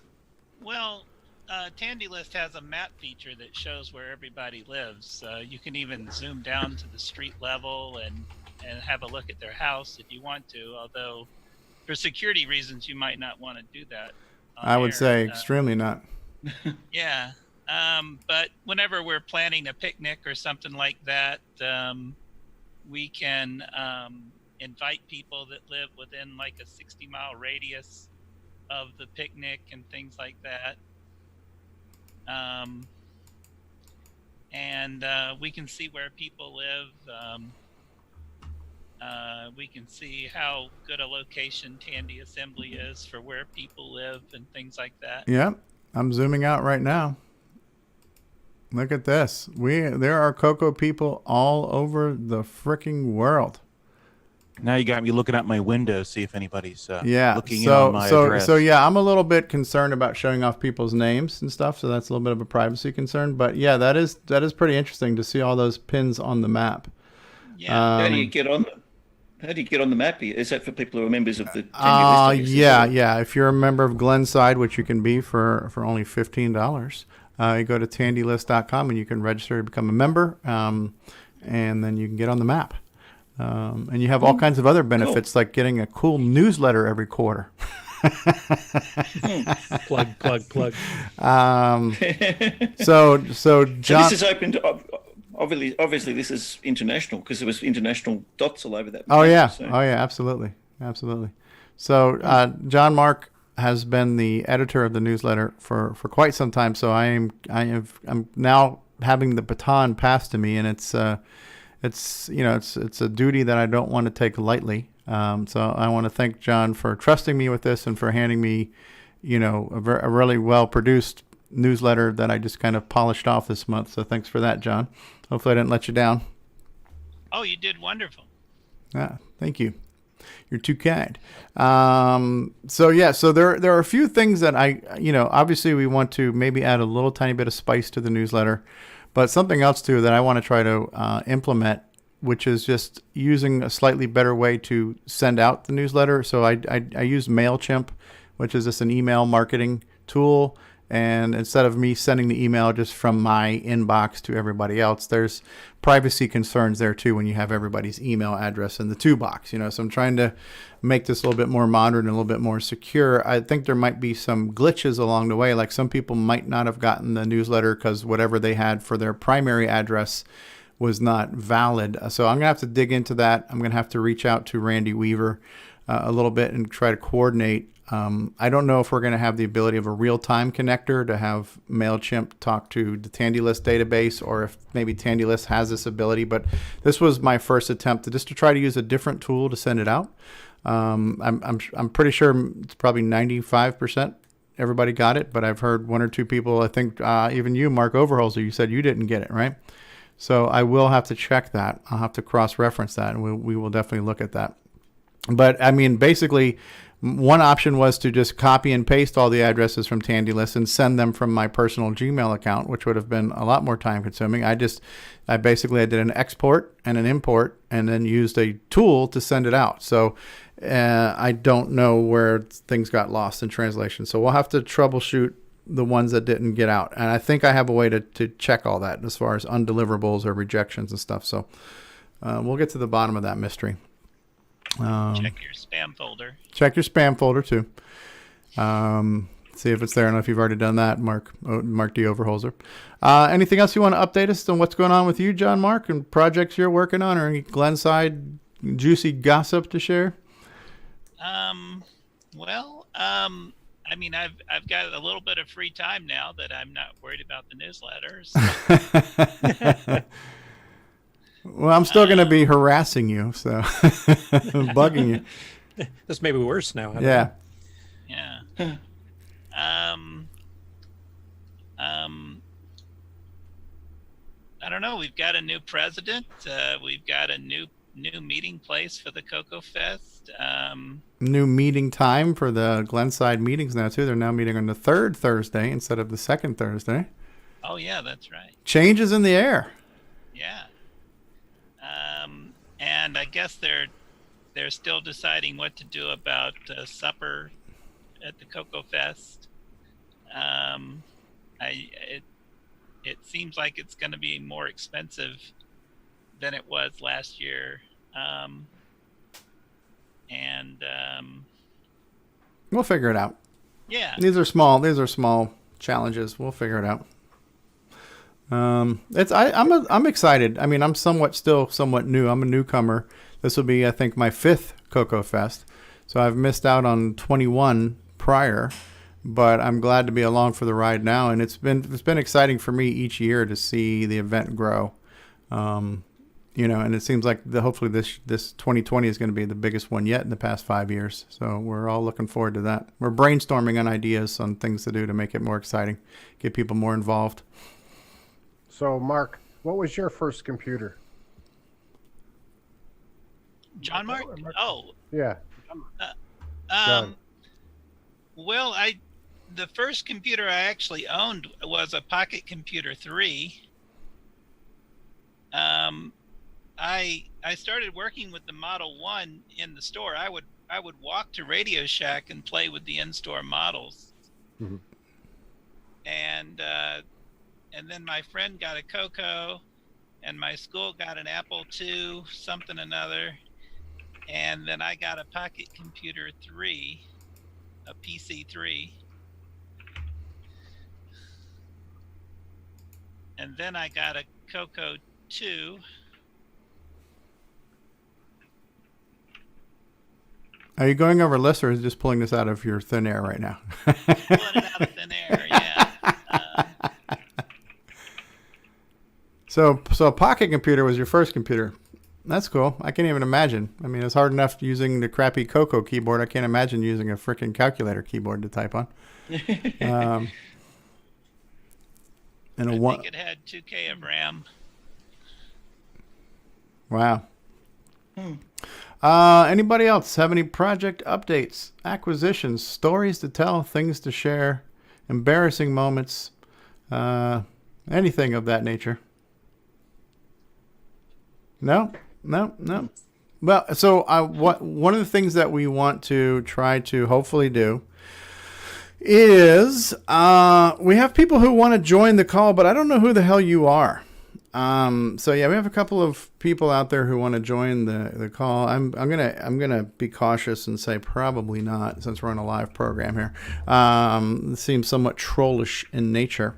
So I think what we always want to try to do is we want to raise awareness of the CoCo and the community, but even more now, we want to raise awareness of the upcoming CoCo Fest this year, and of future episodes of the Glenside newsletter, which is just another extension of our way to provide content and stuff for the community, right? So the newsletter has been 39 years now, John Mark?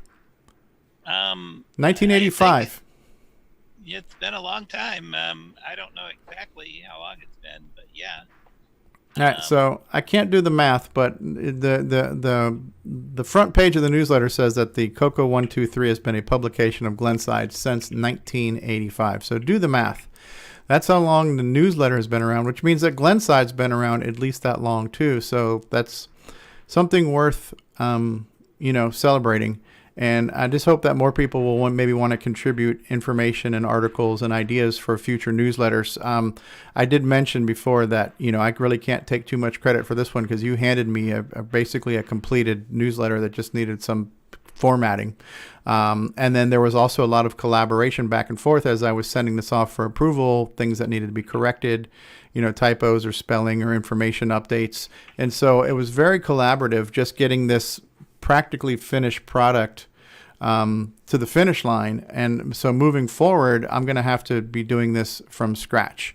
So I'm definitely going to be looking forward to the help of everyone and looking for content. It was great that John Mark had the segment on the picnic and Salvador had the segment on VCF Midwest, but it'd be great to have more things to include in the newsletter. So hopefully we can kind of flesh out the content over time as well. There's because it's not being printed, there's no restriction on how big it can be. This one was 16 pages. It could be 100 pages if it had to be. If we had that much content and it's digital, doesn't cost anything, boom, let's get this newsletter going, right? And let's continue to brainstorm on ideas to make this year's CoCo Fest the biggest and best one in history, right? I'll get off the soapbox now. Anyone else have anything they want to update us with? Anyone? Bueller? The only thing I had, maybe that I just wanted to kind of share, is that I had bought this off of eBay. It was the HDS color computer controller, hard drive controller, okay, or floppy drive controller. Actually, Jason had been selling this on there.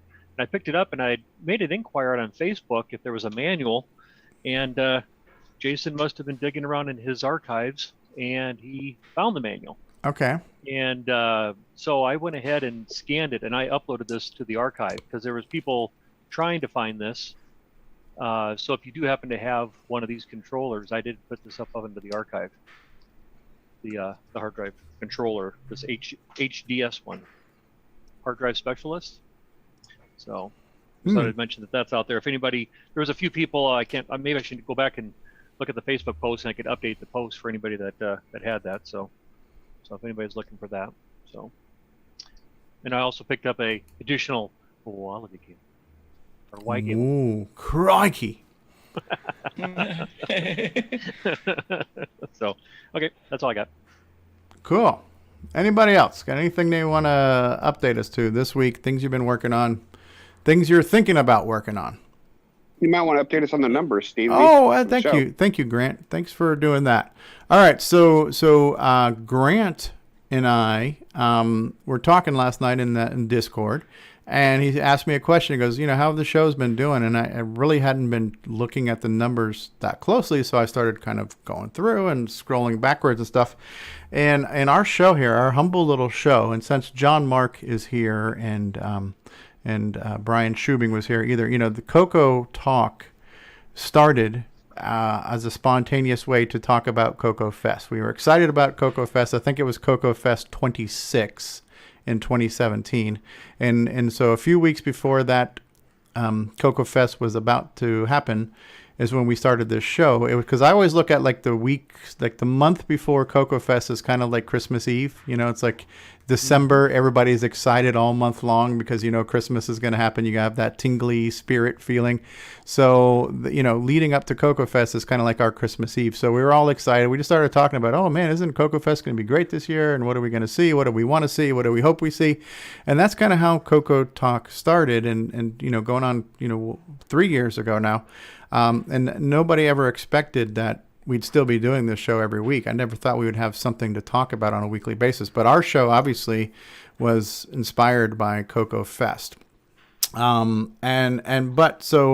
So we were talking about, well, how has it been doing? And so I was looking it up. So it's basically all of 2019, our numbers have been growing and consistent. It used to be a year ago, we would have a dozen people watch us live, maybe 16, 18 people.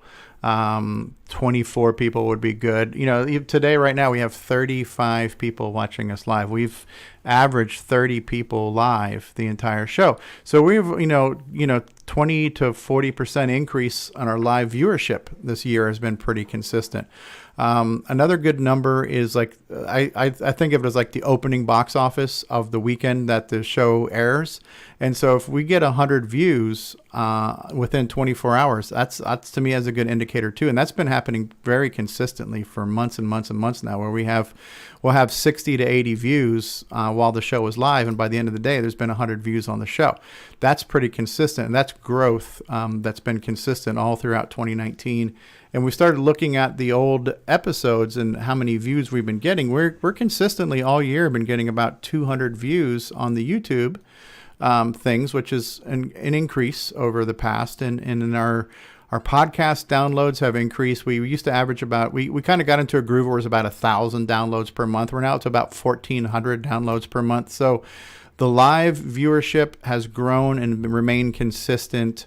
The replays have grown and remained consistent, and pretty predictable. It's not like a random spikes. It's been pretty thing. So 2019 has been a great year for this show as far as this having an increase in viewership, and so I'm very happy that's happened, right? And so we do this show for the community, and the community is consuming the show. So I want to say this thank you, everybody, right? So everybody who's been watching the show, thank you. And for all you guys who come together every week to help us provide the show, thank you. You are all too kind, right? So yeah, it's been good, right? Thanks for reminding me on that, Grant. Oh, Yeah, hey, guess what I just found out? Yeah. I can't believe we're in the Guinness Book of World Records. We are, man. It's unbelievable. We are the longest dumpster fire. When did they add that? Wow! Congratulations to all of us. Yes. Yeah. Keep the flame alive. Yes. So no, so that's cool because honestly, I hadn't really been looking at the numbers that much. You know, what is that picture there, Ron? Is that Ron Delvaux on a smartphone? Yeah. And I haven't even counted the Facebook views, you know, so it's like I don't even know. But just between YouTube and podcast, this year has been significantly increased over last year, and it's been consistent and it's been growing. It's not been sporadic. It's been very consistent. Good viewer consumption. So thanks guys for watching. So I want to say thank you and we're sorry. Right. So I'd say thank you. It's good to hear that people are liking to, tune in and warm their hands by the dumpster fire. Well, I'd say thank you to Stevie and everybody else that helped us make this show. And we should all give Stevie and everybody a round of applause there because it's really it's really a team effort. But Stevie, thank you for all you do. I've been patting myself in the back so long I have a cramp now. I can't reach here now. So. But why do we do what we do? We do it because we love this crazy machine. We're not doing it for our own personal glory. We're doing it for the glory of the CoCo, right? And that's what it should be all about. So, for the glory of the CoCo. The glory of the CoCo. Retro Innovation says, let's all have a group hug, right? So, kumbaya, kumbaya. And to be honest, cool. And to be honest, friendships have developed too. Absolutely, absolutely. Yeah, for sure. So I mean, definitely. we're all like-minded people. A lot of us feel like we finally found our tribes. So it's a really nice. Yeah. And actually, while we're giving shout-outs, since we've been having some trolling problems late in the show today on the YouTube chat and some of the other chats here, thanks to Nick for helping police all that. Nick and Rhoda. Oh, you're welcome. And Mark Overholz, yeah, we have some people moderating our chat. We're getting some rowdy people out there in the chat right now, just demanding some attention. So, Steve, how do you know they're bad? Like, do they have a name of like Die Steve Die or something? It's just the comments that are taking place in here. Steve Rasmussen says, "Howdy from Iowa." Hey, and Matchy's holding up a flame for you. Retro Innovation says, "I am not a like-minded person." That's good. All right, like-minded person. we are going to roll the closing credits, and then we'll come back with parting thoughts. These will not be deep thoughts. These are not depe thoughts or CoCo thoughts with Samuel Guys. Been deep thoughts no, here? never. You know, it's so funny. Shallow, I believe, is a I was listening to. I had a lot of road time this morning, so I was listening to last week's show on the ride home, and we got to the part where we were talking about the Boulder Dash game, and I go, man, I really don't understand that game, Boulder Dash. It's just too cerebral for me. I say the stupidest things. It's just I can vouch for that. Yes. All right. Well, that's what I said after you master chess. Yes. Yeah, Nick Marotta is always quick with the witty retorts there. So that's good. Witticisms. Yes. All right. His Marotta-isms. Yes. All right. So we're gonna play the outro. We'll come back with parting thoughts after these words. This concludes another episode of CoCoTALK, the world's leading live talk show featuring the Tandy Color Computer. For all things CoCoTALK, visit us on the web at CoCoTalk.live. We'd love to hear from you. Send feedback, suggestions, even segments via email to CoCoTalk@CoCoTalk.live. CoCoTALK is rocking the 8-bit world, keeping the Tandy flame alive. We may be mocked, but we'll never stop, 'cause CoCoTALK is rocking the 8-bit world.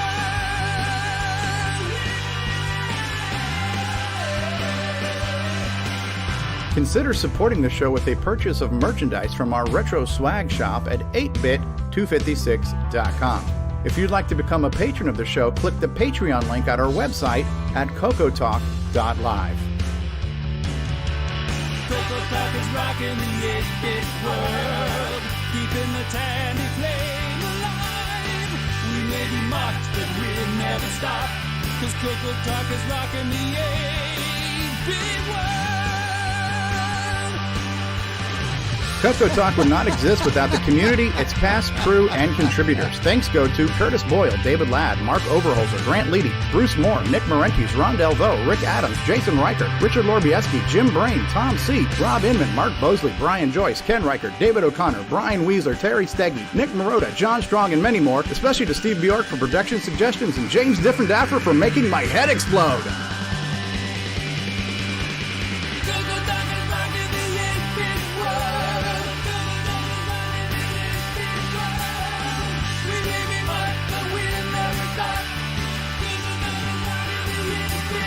Please help support the CoCo community by visiting some of its various contributors. A list of resources is available at imacoconut.com. That's IMACOCONUT.com. The CoCoTALK theme song is copyright 2008 by D. Bruce Moore and Greg Sheeler.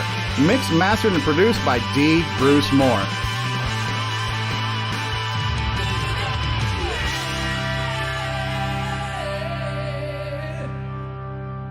Mixed, mastered, and produced by DeBruce.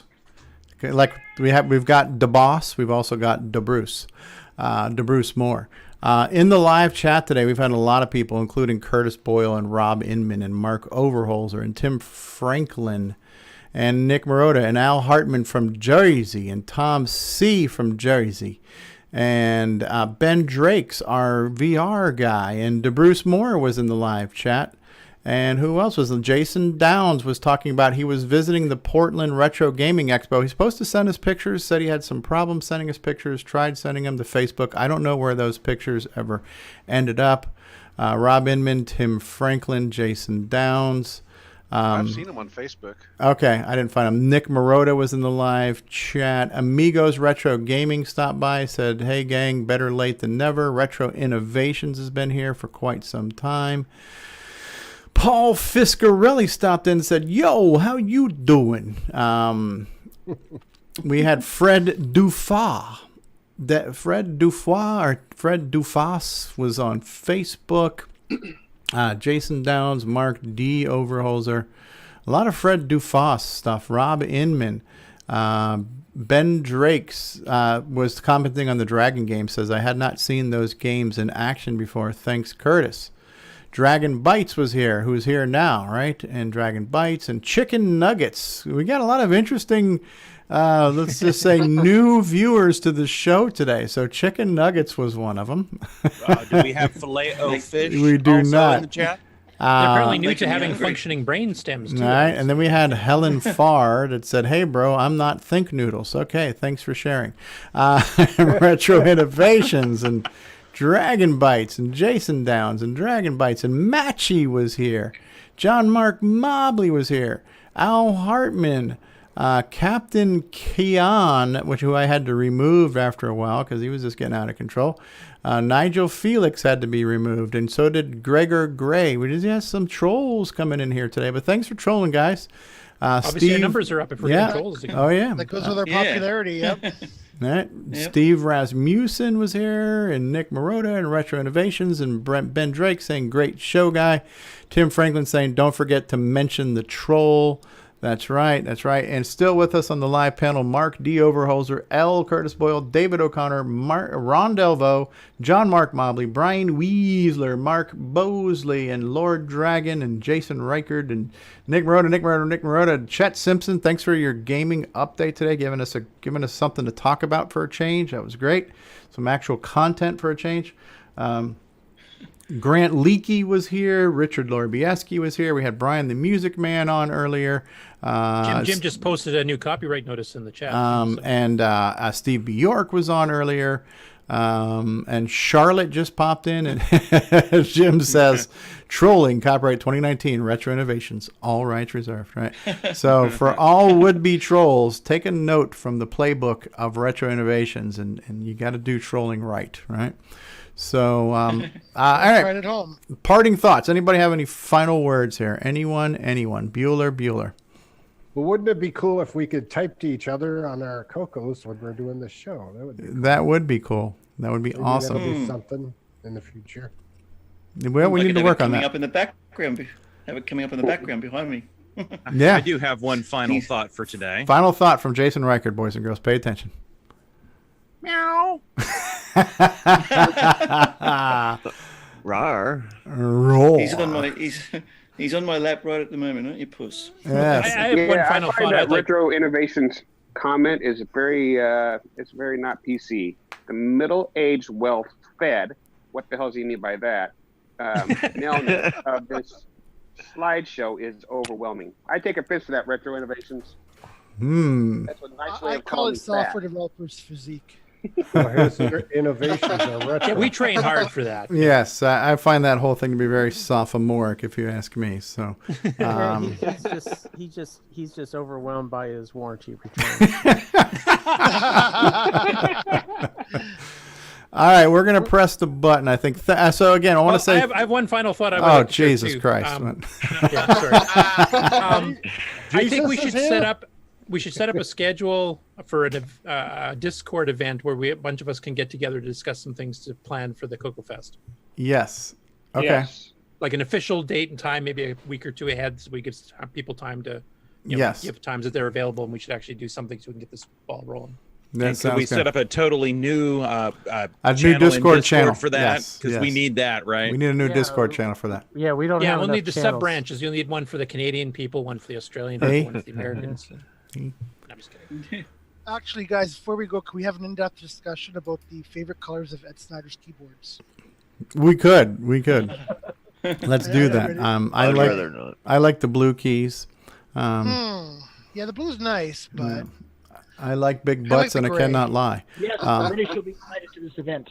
Shouldn't we just take this over to the Discord channel? Yes, we're going to take this. Why you are wrong. Yes. Can we? Are we gonna have impeachment proceedings against the newsletter editor? Is there Fake news. allegations that he was conspiring with Commodore 64 people? Yeah, it could be. We have to do it in secret. Yeah. A photo surfaced of him with the 8-bit guys, so something's going Yeah. on. All right. I'm gonna press whole the button. episode. Yeah. We're gonna press the button on the live stream. Say goodbye, everybody. It's just getting good. Adios. See you next week. We're sure the dumpster fire. Thanks, guys. We're pressing the button. Bye, bye, Kicking everybody. Fire